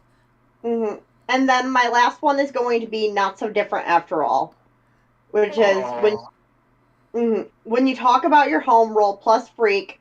On a 10 plus, choose 2. On a 7 to 9, choose 1. During the conversation, you confess a flaw of your home, add 1 team to the pool, mislead them about your home, take influence over them, describe the glories of your home, clear a condition. On a miss, you inadvertently reveal more about yourself than you planned, tell them a secret or vulnerability, you haven't shared with Earthlings before now. Yeah, so basically you're making a very empathetic outsider here. Yes. Quick mechanic thing. All dice rolls in this game are 2d6 plus whatever it tells you to add. So when you say roll plus blank, that means you roll 2d6 and add whatever that tells you to add. Also, the results are standard. 6 or lower is is a miss. You think basically that tells me, the GM, that's when I get to say, okay, something happens here, because I don't actually get to roll dice. Also, whenever you miss, you mark potential, which is basically you gain XP anytime you fail. Every 5 potential, you can take an advance, which is basically like a small level up. Okay. In addition, 7 to 9 is a weak success, or a success at cost. Basically, you get something of you want, but it's not necessarily everything you want, or you may have gotten stuff you don't want happening. And on a 10 plus, you basically get exactly what you want, or maybe a little bit more. Yeah. That's interesting. So yeah, all right, go ahead. Let me mark. Oh, and you didn't take Kirby Craft? That is hilarious. Well, it's actually not that Kirby. It's Jack Kirby, as in the comic book artist. Yeah. Aww. So. But it does. You define a vehicle. I thought that could totally fit. I'm not gonna lie, I thought the Kirby Craft was The too. only vehicle I could think of was like one of the like Grim Reaper ores, and I'm like, what type of vehicle would they have in the spirit world? Yep. Obviously, you ride a broom. All right. Cool. So your moves are pretty good.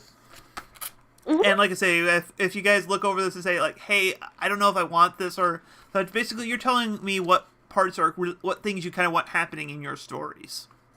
Yeah. All right, Reformed. So Reformed is more complicated, as in they have 2 parts here. They have they have standard moves like the Outsider had that we just went through, but we also have some backstory stuff. So I'm just gonna worry about your moves right now. All right. Okay, yeah. So which 2 moves were you I'm going to take Do Me a Favor and Wrong Side of the Tracks. All right. Do you want to quick give a synopsis? Not like you don't have to read the full text on them. Sure. Do me a favor. When you go into an ordinary civilian, for a favor, roll plus mundane. On a 10 plus, they lend you a hand.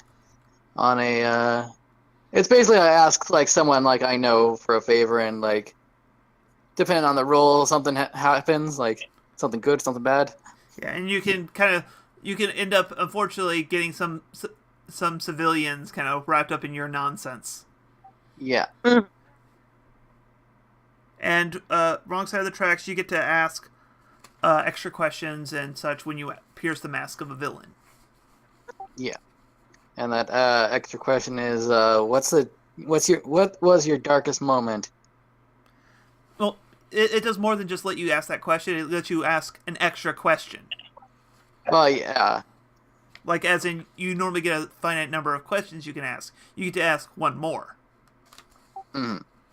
So, cool. And it adds that question to the list. Yep, and he can ask, because normally there's a fixed list of questions you can ask, but he can ask something that normally wouldn't be able to be asked. Cool. Yep. So those are your basic moves then, and we'll jump over to the star. Yeah, I'm awesome. So, looking at your star moves, what ones look interesting to you to take?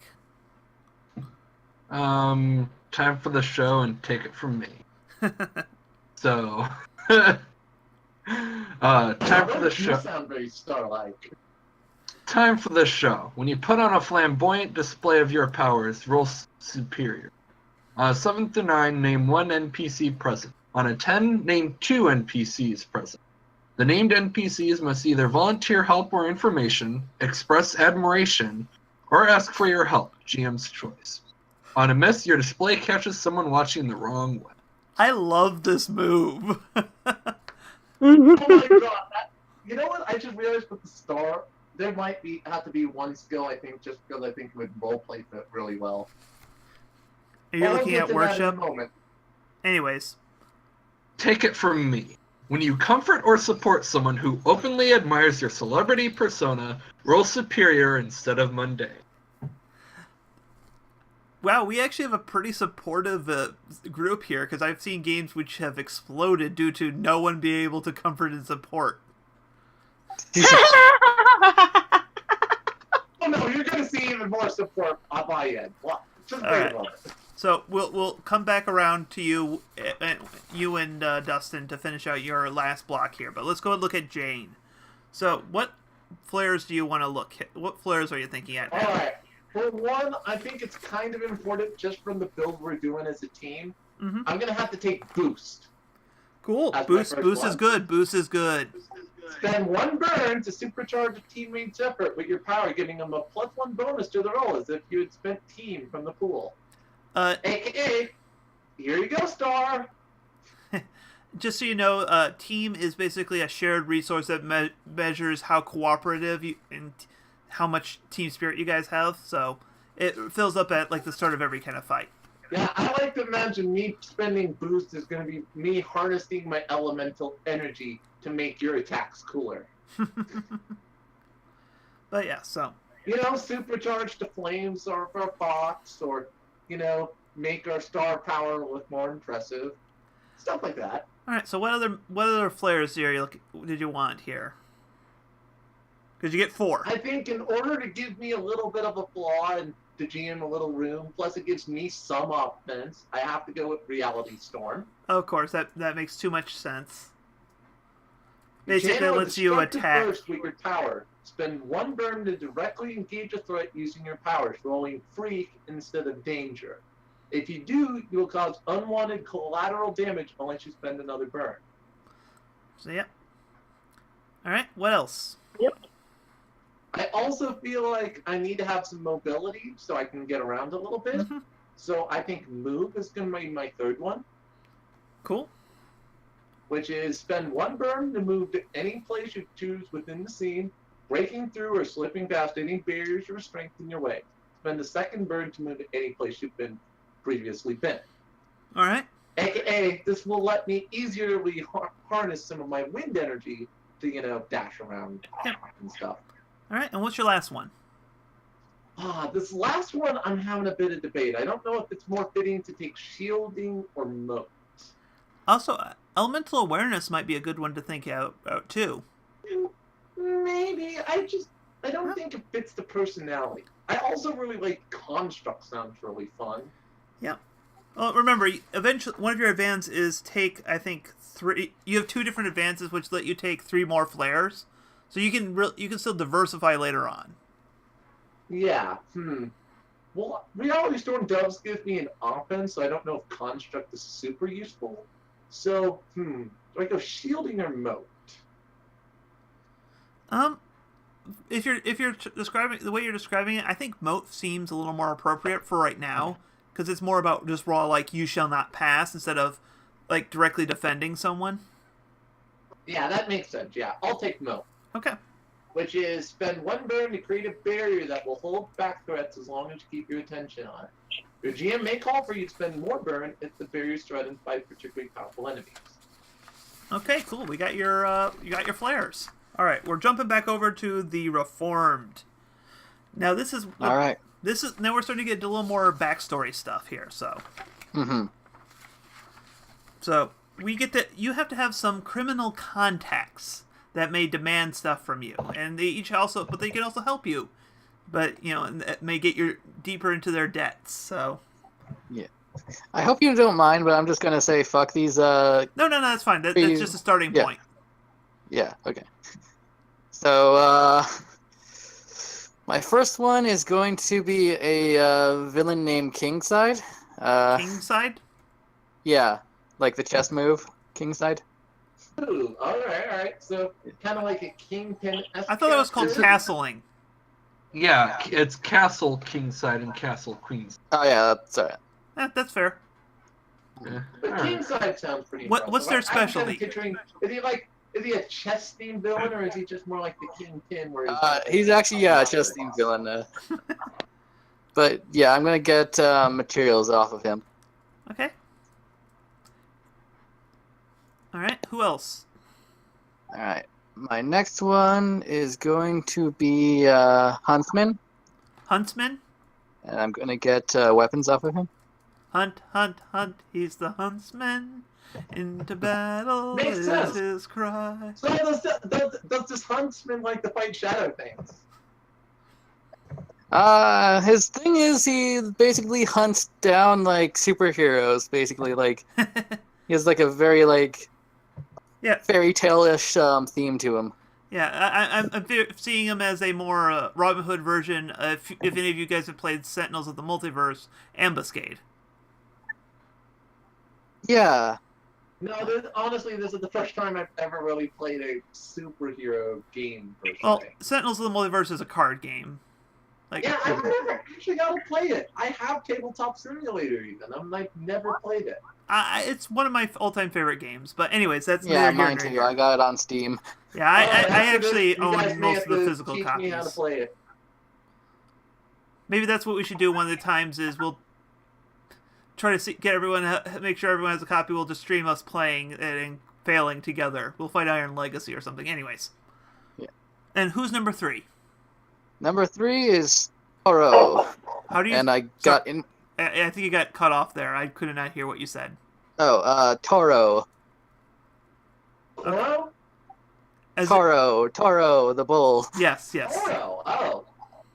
Oh, so is this a superhero, a super villain bull? Yes, he's kind of like Rhino, only like a giant bull, yeah. And he's actually like a mutant. Okay. Oh, alright, that's pretty cool. What's I their like that, I like specialty? that. Inside information. He is basically a mercenary, so. Interesting. Okay. All Yeah, right. So, I like that. I like that. all right. You guys, you have to choose one of these guys. You owe 2. Which one of these 3 do you owe the most right now? I'm going to say probably Kingside. Okay. And who's the second most? The second most will probably be Toro. Okay. All right. So cool. Yeah, I have some of the background cast for you now. Yeah. So Excellent. I love this, Dustin. all right, and lastly, we have the audience of the star. Also, I realize this is not part of the Nova. I put that under the wrong section. Yeah. I'm... All right. Okay. So, we get to describe now how your audience works. So we have 6 options here. You can choose any of these that you feel make sense. Why does your audience love you? Are you just like them? Are you a dangerous person, a bad seed, a noble warrior for justice, a stunning, unique, and beautiful person, charming, well-spoken, and smart, or a firebrand and a rabble-rouser? Which one of those makes sense for your character? I'm thinking the last 4. Okay, so noble warrior for justice, stunning, unique, and beautiful, charming, well-spoken. You're basically charismatic as all get out. You're a noble warrior, but you're also a bit of a rabble-rouser. So Because I think that we can do better than the current. yeah, That you we follow can your own code, not improve on necessarily what's the code already around you. here. Okay, yeah, I can get that. So you're kind of that paragon of good, trying to go like, you people can all be just as amazing as I am. Well, okay, maybe not as amazing as me, but you can try. All right. And you should You can try. inspire to be as good as I am. Yeah, it's fine to be as cool as me.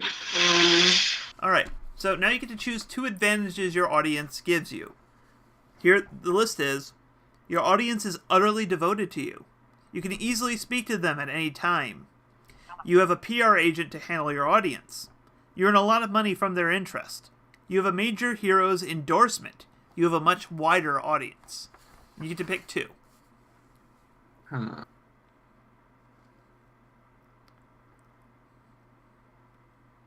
With how egotistical he sounds,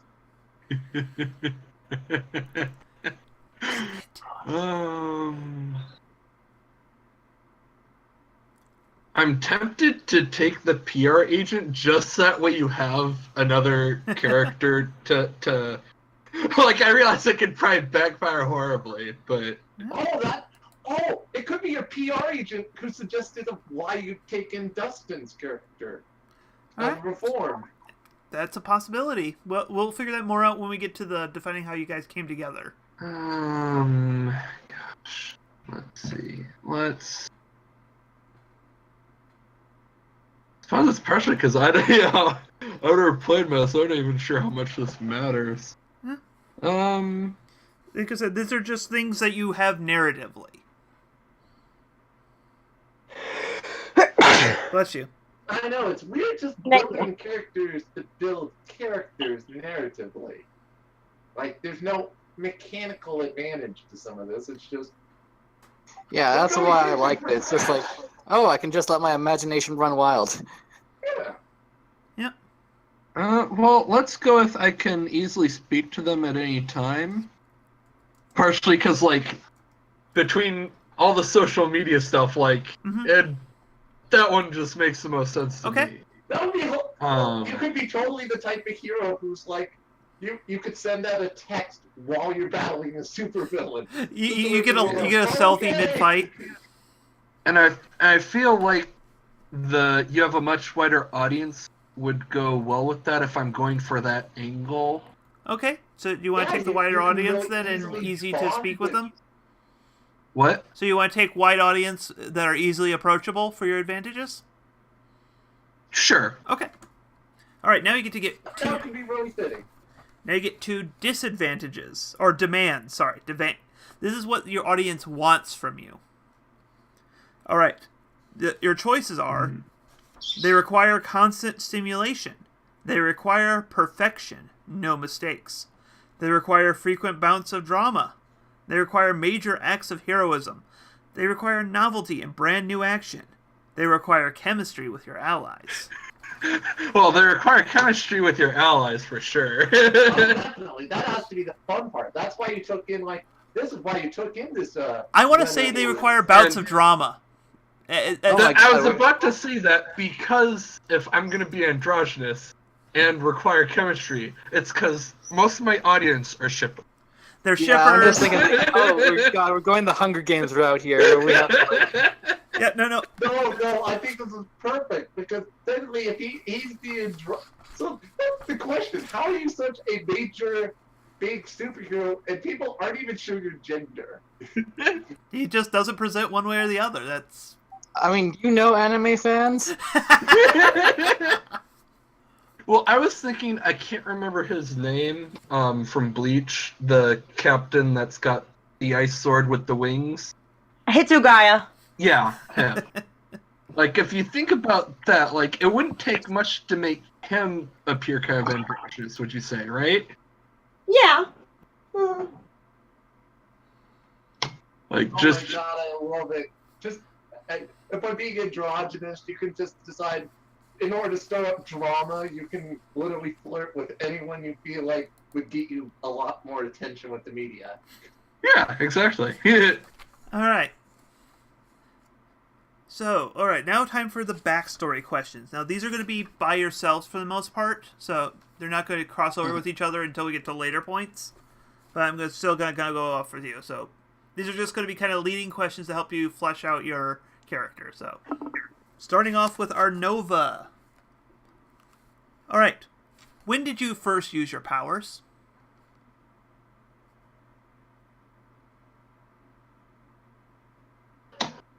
Jane? Do we lose Jane? Hello? Can you hear me? Yeah. Yeah. Just asked you a question. This is kind of tough, but I'm thinking like young childhood, like Okay. around kindergarten, something like that. Okay. So yeah, let's just say kindergarten. Alright. Who was the first person you accidentally hurt with your powers? Luckily, this is also the same as my next question, who outside the team helps me control. Okay. It was my father. I mean, Cool. I like to imagine originally my father and mother married. My father was an old superhero. It's his legacy I'm kind of carrying on. Luckily, they thought I was just going to be a normal child, but when I kind of lashed out some of my attacks at my dad, luckily, him being a grizzled superhero, he was able to take it. Yeah, but I imagine it really changed your family dynamic there. Yeah, it went from my dad all right, I can leave this life behind, to now I kind of have to teach my daughter how to handle this stuff. Just this isn't part of the questions, but kind of building off that. How did your mother react? I like to still imagine my mother still loves me, and does, it's something that maybe when things get heated a little bit, she'll lash out a little bit at me about it, but overall, we have a very good relationship. Yeah. Is she Chi-Chi? She's concerned. It's kind of like, if I act up or stuff like that, she might bring it forward. All right. Why do you continue to use your powers even though they could hurt people? Well, it's kind of the Spider-Man motto in some ways. With great power comes great responsibility. Okay. Part of this is upholding my father's legacy. Part of this is it gives me an outlet to let out the energies I have stored inside me. Okay. All right. I'm going to skip the last backstory question because it's the same for everyone. It just once everyone else has heard everyone else's backstory, it gives you a better idea of kind of where to land off for that. All right, outsider. All right. Well, it starts with where do you come from? Already answered that one. Yep. Spirit world. So why did you come to Earth? Doing I kind think, of the Japanese mythology thing with you? yeah, I'm kind of basically playing around with, well, I think a lot of it is with kitsunes being basically, they're tricksters. Like, I think she actually basically just came to Earth to start playing pranks on humans. So you were bored, I imagine. I was bored, yeah. Okay. Why do you want to stay here? For now, at least. I'm interested in the people. I think that, I'm too curious for my own good. And I was getting bored there. And basically, I just kind of feel like there's just so much to do here. Why do your people want you to come home? Because I'm very young for a fox demon. I'm With 9 about tails? 200 for a fox demon. I'm about 200, and so because of that, I'm kind of the baby among the demons. So a lot of it is just they know that being there, I'm probably going to get myself into too much trouble. Okay. All right, so that's good for your questions. All right. Yeesh. The Reformed. Okay. I've written down a lot of my stuff, so. Okay. Who mentored you in supervillainy? Technically I have two. My ex-best friend, Seth Litch, who was Seth one of Litch? the only people who got me while growing up. Seth Litch? Lynch. Lynch. Okay. Yeah. Okay. Sorry. He was the only one who got me while growing up. We both had shitty childhood, Okay. so we formed a gang. Okay. Next was my grandfather, Boris, who trained me to be an assassin and gave me jobs to do. Oh, this is wonderful. Yeah, I love this. We're just making up history. Yep. Okay. Who first showed you that you could do good? My mother. Sadly, she had to die to get my head out of my ass. After her, my little sister, Christy. Wow, gee, thanks. I totally got the star. Look, Maybe to his face you could tell the star. Oh yeah, it was totally you who turned me around. yeah, sadly he doesn't understand sarcasm. I like to think that part of me is thinking that your little sister is actually a fan of his character. Honestly, I've already. If you got once we get through the backstory, I kind of have a general idea of how we could have all met. If Well- people are interested in hearing it, Well, hold on Later. there. But There are once some everybody prompts gets for through all that. the backstory, sure. So, all right. What was your goal as a villain? It was mostly training to start with. My goal was to be better as an assassin. I guess also to get closer to my mother's side of the family that I never knew I had till now.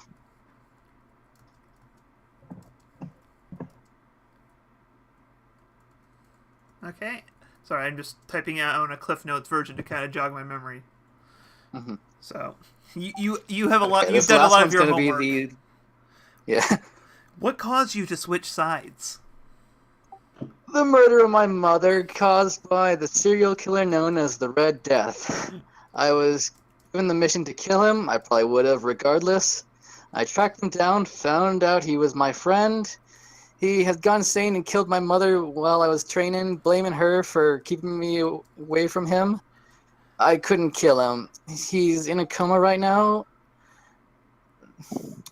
Now I'm trying to be better, being there for my little sister, making sure no one hurts her. Wow, man. Yeah. This is like grade A comic book Dustin, stuff you here. got some good ideas already.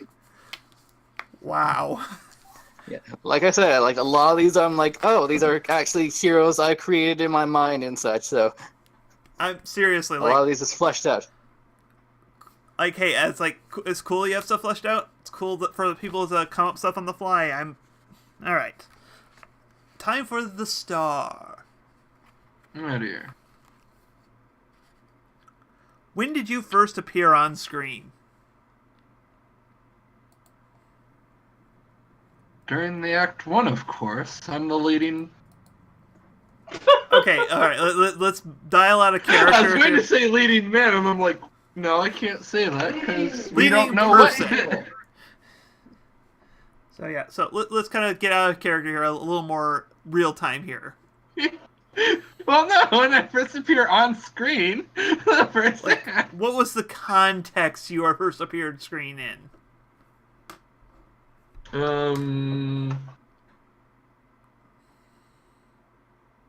When it seemed like several of the bigger superheroes were moving out of town to other cities. Oh, so do we want to make you basically it does make sense you could be the quote leader who kind of started off this current generation of heroes? Well, because the big thing is that by default the city assumes you're in this city called Halcyon City. It is a massive hub of superheroing that just kind of draws both villain and hero alike to it. So, just giving you that little default assumption on the setting. But maybe it's like you were kind of like a lot of the current heroes kind of branched off into more quote unquote profitable areas, and you kind of were left here, so you kind of just took charge. Oh, I know. Maybe you used to know my dad back when he was a hero. Well, It's okay. What's the first like real heroic thing that people noticed you do? It was during a parade, a big parade, you know, like for Thanksgiving or, you know, whatever. One villain wanting to make a big name for himself showed up and started trying to deflate the balloons, and so I had to fly around and keep them from crashing on people and use the feather projectiles in order to cut ropes and trip wires and other things that the villain had tried to set up. question: are your wings like natural looking, or are they more like crystalline? More crystalline. Okay, No, I so imagine. you've seen like Falcon in the newest Marvel series. I don't really watch anything. anyways, what do you tell people about how you got your powers? No, this is not what you actually necessarily is true. It's just what you tell them.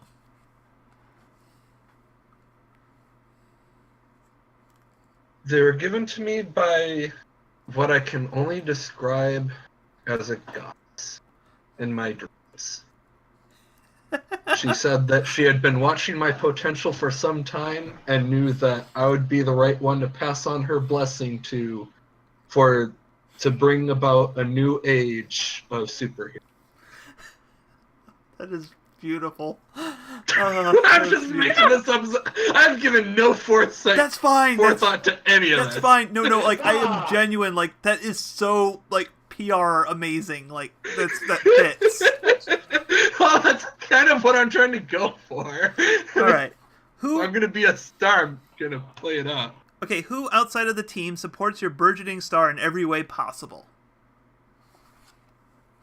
Oh, that's easy. I would have to say that would be my loyal dog. Oh! Crap, I'm trying to think of a name and I can't think of a name. Oh, wait. Leia, what were we going to... Nebula, there we go. Nebula, yeah. Nebula, which is... My loyal dog. Okay. Chocolate retriever. Or whatever. I'm not good at Chocolate lab. That's okay. You know, when you said loyal dog thing as we were talking about people, like, in the team, I was thinking you were meeting me, and I was like, I am not a dog, I am a fox. No, outside of the team. Yeah, Outside of the team, okay. All right. Whoa. She's obviously gonna be the team pet. So last question. Yeah, I know I'm the team pet. Last question here for Trevor here. Who outside of the team loathes what you represent? Well, that's easy. That would have to be Firebrand. She doesn't like showboating. She doesn't like... I don't know. She's one of those people who thinks that you should do good, but like not be seen doing it because it disrupts people's lives or something, like distracts them or something. I don't know. I don't understand her at all. It's the kind of more Batman mentality of like, you don't take the spotlight. Okay. Now for the... How do you spell that? Because I think we might have copyright issues. I don't know. I just- As I said, I gave no thought to any of No. that. It's fine. It's fine. It's fine. It's legally distinct. There's no trademarks here. yeah, I know. Hashtag. All right. So now it's time for everyone's last question, which is the exact same. I'm going to still go in the same order to get your answers, but actually, before I do this, what is everyone's names? Because I don't think I ever got that. Yeah. No, you didn't. Alright, yeah. All right. So what is the? I'm Ella Girl because my father was Ellen Man. All right. What's your non-super name? Jane Esmahanian. Okay, I have. I'm going by my real name. Okay, like so that's the real name of your characters.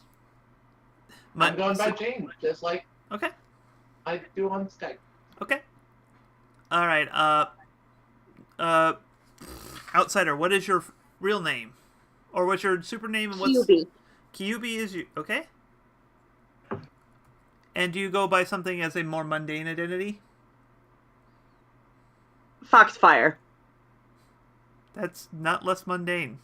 More mundane. I think you got that backwards. I think that's opposite. Like, Okay, which one Oh, is we're your? going with hero name and then real name. Yeah, my real name is QB. Okay.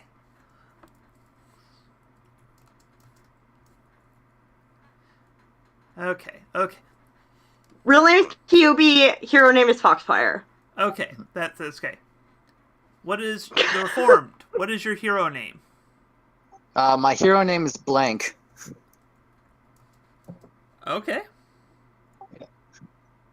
You'll understand once I get my picture up. Yeah, But, I'm kind of getting ideas here in my head. Yeah. So, And my real name is Alex Flynn. all right. Come from an Irish family. you're Irish. All right, and lastly, our star is named Frostshot. Actually, name Glenn Winters. Yeah, I was gonna go with Glenn, but Glenn tends to be more of a masculine name, so I figured if I make the E-O-Y, that will make it more... that's very androgynous. You gotta get a good androgynous name if you're playing an androgynous character. I'm just like, forgive me while I throw up in my mask.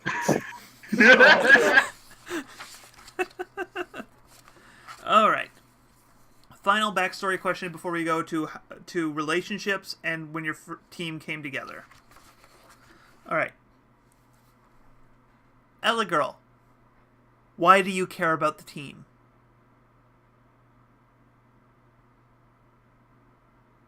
Jane, this is for you. Where we come from, that we're all trying to do the right thing. Okay. And You help think that protect our city. you care about them because you feel like you're all trying to do the right thing? At least that's the initial thing. Maybe Yeah. we'll build relationships a little further on, but Yeah, no. Kyubi, why do you care about the team? I think that over time, I have gained. I'm sort of obsessively studying them. Okay. And just kind of trying to figure out what they tick, like what makes them tick, and just trying to understand them. Okay. And I think part of why I care about it is I've sort of just, in general, just kind of fallen in love with humans. Okay. oh, can I also interject one thing? Yeah. Would QB be okay if my character was constantly like trying to feed her snacks and stuff and treat her like a little pet? That would be adorable. Yeah. All right. Blank, why do you care about the team? They keep me on the straight and narrow. Also, I trust they can take me down if I ever cross the point of no return. Very nice. Dang That's it, Dustin, always why a do you have to be solid good at thing. this? Sorry, I didn't get to hear what you said. Why do I have to be so good at this? Yeah, Because I role play for fun a lot, so. You're on fire with this, dude. That, and I think he's had at least several things already priorly written up or something. Yeah, no. I've had that too. Actually, a lot of this stuff I was just like writing it down right now, so. All right, finally, You're this good at improv. You can't argue with that. Frost Shot, why do you care about the team? You mean aside from PR reasons? Well, like that could be your reason. This is why you personally care about the team.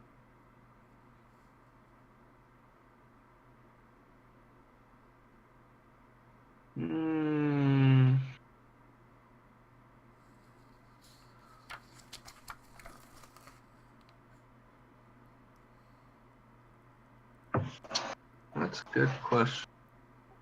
I feel you don't. Depending on how far we're starting into this, just good. Because- like after our first few missions. Oh, maybe it is a fact of the game that this is not going to be your first time together. You are an existing team.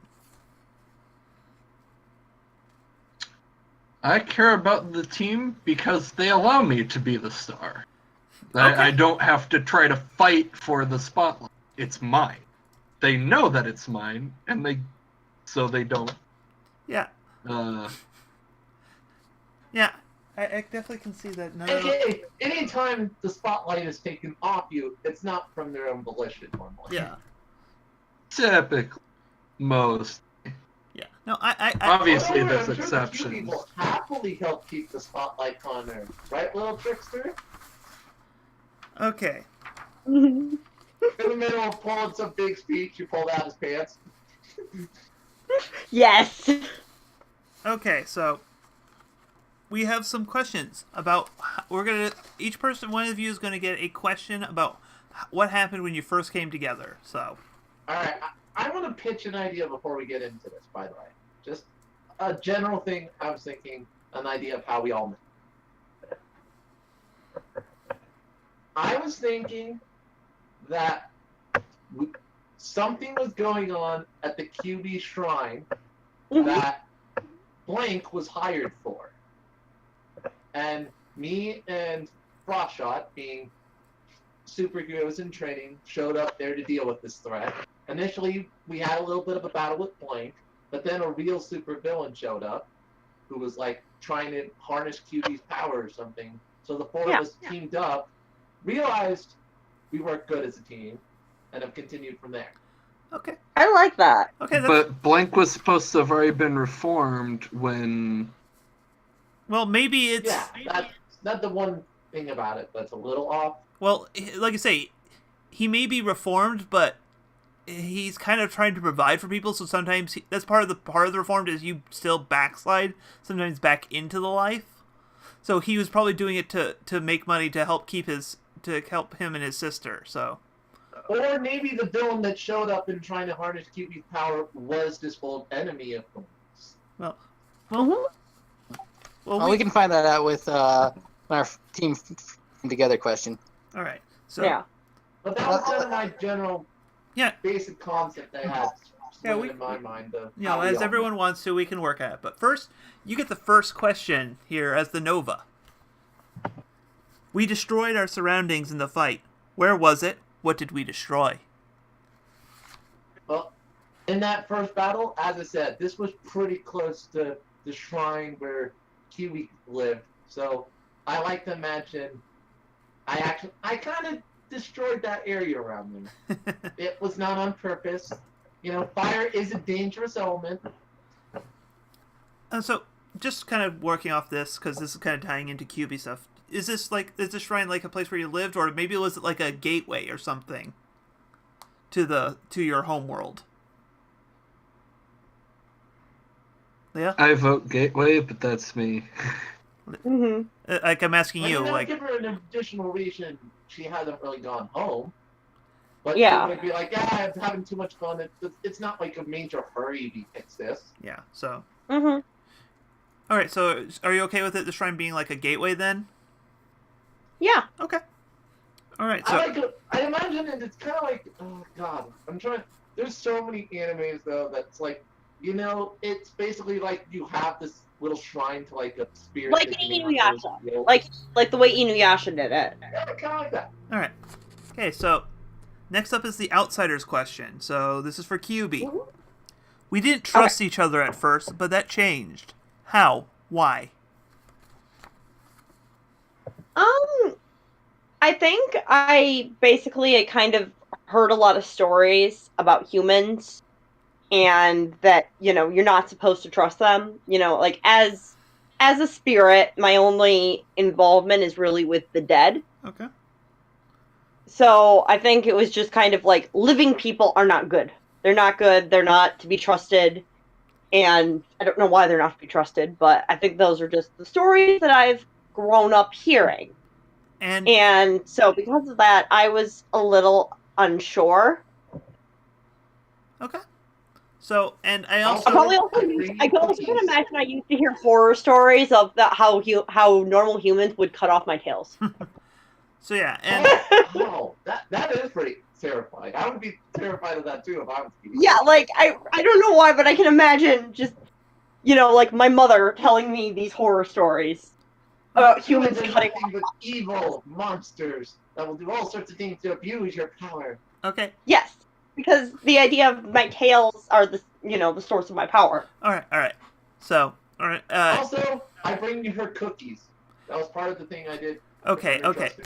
So, and also another part of it not trusting is, if everyone's okay with what Jane had proposed, you guys were kind of at cross purposes originally, but kind of teamed up against someone. Yeah. Okay. Is that working for you with Trevor? Sure. Okay. So, all right, that's it for the standard playbooks. Now for the bonus playbooks. So I have to figure out which one of these. As I said, I think it would be really interesting, so that way it makes it more personal. Maybe that first villain we teamed up was, what was you saying that major villain of yours was, Dustin? Well, actually... the Red Death. Anyways... Yeah, Red Death, that does sound like someone who would try to, Jane. harness... his question is literally about this. Fire being flames. His question is, we fought a terrible enemy from my old life. Who was it, and what did they take from you? We faced a villain, from my old life called Psycho. Okay. And, he basically took my identity, from me, from the rest of the team, so... Because a lot of, Blank's thing is, always hide your face, never, Oh, he stole your... You're no longer anonymous. I cannot say like the in the word. middle of the fight, he like knocked off your mask or something. Yeah, basically like tore, like just like ripped off my, held me up and ripped off my mask type thing. Like, I love how both times the Reformed has been in one of my games here, they have gone for more of a metaphorical thing that was taken from them. Mm-hmm. Huh. I don't remember what was taken from me when I did the Safety, Reformed. because you thought you were safe from It the was world you came safety, from. oh yeah. I guess that's what makes sense. It's not always the physical things people can take from you. Sometimes it Yeah. makes a much more deeper impact when it's something that's not so tangible and so easy to reclaim. All right. Mm-hmm. Last question of the how you guys met. For this one is for the star. We, as a team, attracted the attention of a major media outlet within the city thanks to our efforts. Who were they, and why do they support us? Yeah, I've been trying to think of this, and We can just throw random letters together to make it a name of a station. If I may also bring up, it's not just because we were fighting a supervillain, it's also because I accidentally maybe started a fire. yeah, you probably dragged everyone to the area. well, I'm sorry about that. I don't have all full control of my powers yet. okay. Just to make sure I'm following, the QB shrine is destroyed. It's damaged in the fight, and there's like a fire started and such in this. Like I imagine, like it was like a park area. And it's another reason as to why I can't actually go home. Okay. Then it's because that it's a group that supports the elimination of, I don't want to say superstition, but like, you know, a group that's like very strong about, you know, science and Okay. you know, Oh, so it's one who may not have issues with most of us, but like we kind of have to keep our QB a little bit protected from them. Yeah, Mhm. like an mysticism. yeah. So what's a good name we can give a pro-science? Well, I don't think anti-religious slash well, like mysticism? I'm gonna actually say it's kind of similar, like how like Fox News has a very conservative base. It could be just a normal media news channel that has this very anti-mystical, anti-magic base. Yeah. Similar way to say how like, and they have like a front runner who we can have be like kind of like Jameson. Yeah. Yeah. Constantly waving like these mystical things are outside of our mind and control. Yeah. You gotta regulate them and stuff. Yeah. Yeah. Okay. So, like, Separate Kaiba? Yeah, let's kind of be like a cross between Stoic Kaiba and J. Jonah Jameson. Okay. Well, Yes! Oh my god, richest man in the world has like powers. let's reel that in here. Maybe they aren't necessarily a villain, but they make our life difficult. All right. Now, let's quick do our relationships and influence, and then we'll call it for the night. We will not do a small demo adventure because we're already running late. We're Yeah. already pretty late, and we're coming up with some pretty good ideas. All right. So I'm going to give you two questions, two statements with a blank. You have to tell me who fits in the blank of your teammates. Yeah, who on the team fits in the blank? All right. So let's start off with Ellie Girl. So your first prompt here is, I hang out with all the time with blank to blow off steam. To blow off steam? And when he says blank, it's not me. Yeah, Well, it could be. That's yeah. I like to think, as I said, I think I hang out with QB because she's just so small and adorable that it helps me, like, Okay. after a fight, it helps me cool down a little bit to go, aw, she's just a tiny little fox. I can, like, feed her treats and stuff. All right. You once hurt someone when you lost control of your powers. Who was it? Oh, that was definitely blank. As I said, that was during our first battle and stuff. Okay. when, I'm still not exactly sure if they're reformed or not. So, maybe it was on purpose, maybe it was partly accident. Yeah, but you definitely lost control of your powers in that situation. Yeah, they hit me a little too harder I than. tried to put out the fire and accidentally conjured more fire. All right, QB. All right. You've been learning about Earth by spending time with who? I'm gonna go with Jane's character. Okay, Ellie Yeah, girl. Ella girl. Okay. Yes. You have a crush on someone, but you keep it under wraps. Who do you have a crush on? Ooh. Who wants me to have a crush on them? Are you going for the androgynous showboater? Or the That would actually be. I can see that. Yes. All right, so You don't have a thing for the dark, mysterious types? No. I think it intrigues me how much of a show off she is. Okay. All right. You think it's got to be some sort of trick, like what? They've got to have something big planned. Yes. It seems weird that of all these people, these beings you've met on Earth, this person's just, they're really famous, but no one can really tell anything about them? That's good. Yeah, exactly. All right. And I think it starts with just curiosity to intrigue to near obsession. I'm trying to. Okay. All right, time for the reformed. I earned the trust of someone, and I follow their example of what a hero should be. Who is it? I'm gonna have to. I think it's gonna be Ella Girl. Yeah. She's the most actual hero out of us, and I'm not gonna give it to what's his face over there. I could see that as an in-character statement. You referring to as what's his face. Mm-hmm. I did something terrible to someone once. I hope they can forgive me one day. Who is it? Oh, that is a good question. Who wants me to do something terrible to them? I think you could. That would be good for QB or for the star. You could Hold have my majorly tail. damaged a PR stunt, for example. Or You could died be her the one who first. actually in the fight was the one who broke the gate. I was actually thinking that for you. Yes. Okay. Yeah. Okay. So yes, it was me because you broke Alright. my gate and my way home. Yeah. Okay. Yeah, it was originally supposed to be just a day trip for you, but you kind of got stuck. Mm-hmm. All right, lastly, the star. I believe Blank might wind up being more of a star than me someday. Just because people are always suckers for redemption stories. Okay. Yeah. And Yeah, Impmon and Ken are my favorite characters from Digimon. yeah,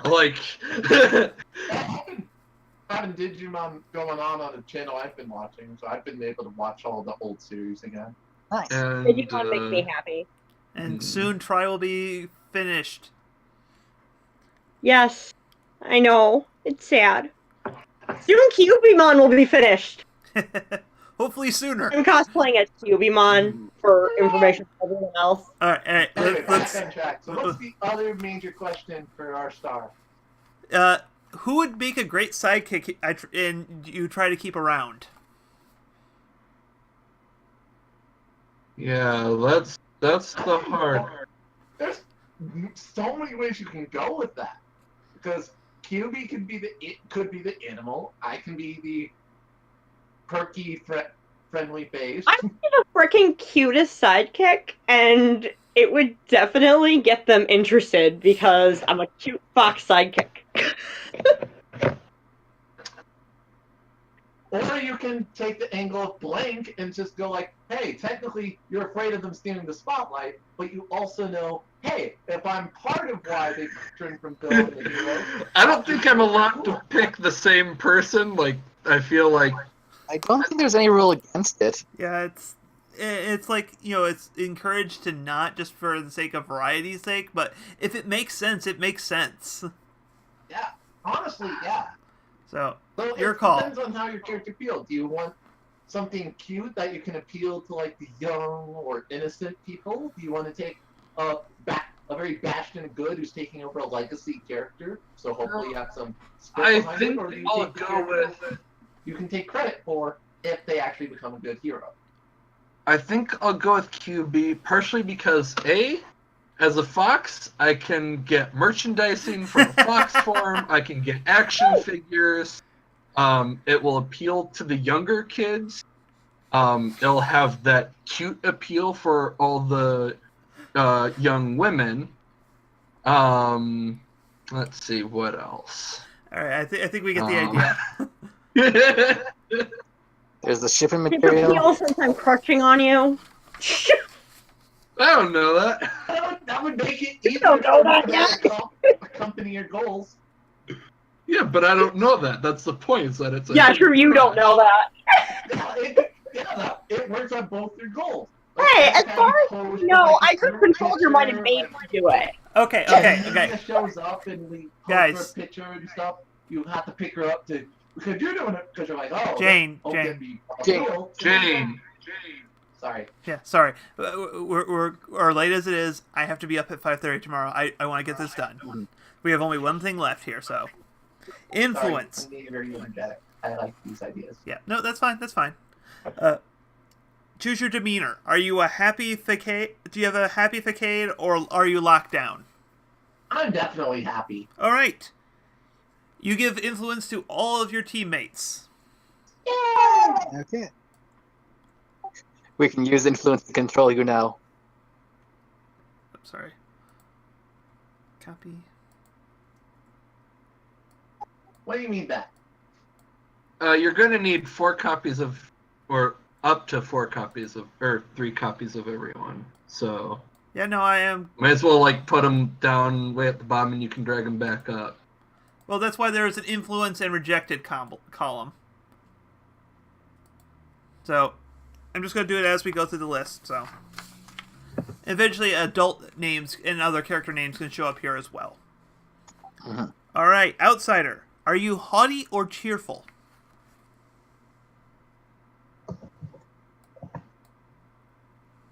I'm cheerful.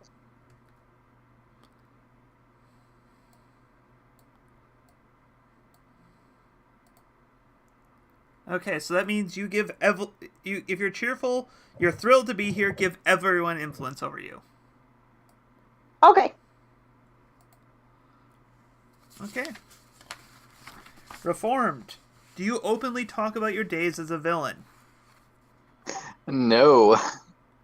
All right. That might make things a little awkward. So you said you follow the example of Ellie Girl, then? Yeah. All right, then that's the only person you have influence over. Who has influence over you?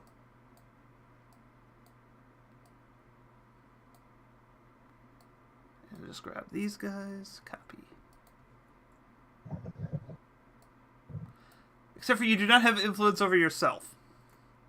The first person with rejected influence. What a rebel. Yep. All right, and lastly, the star.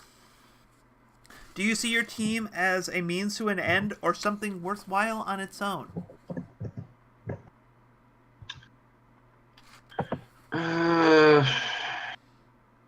Honestly,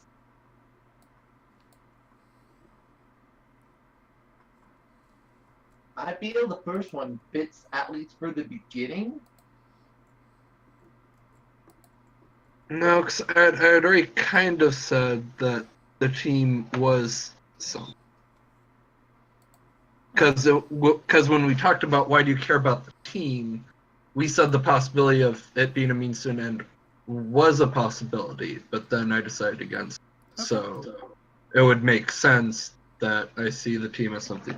Okay, then you give basically everyone has influence on you to start. Yeah. Okay.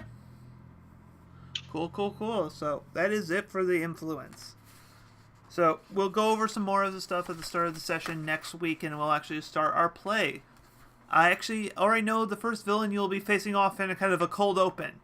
The dreaded Mary Sue. Dun dun. You mean the villain with the power of being able to be perfect and rewrite reality? Anyways, but we'll find out about that next time. But so to those watching us in the past, present, and future, I bid you all a good night, and thanks for joining us this evening.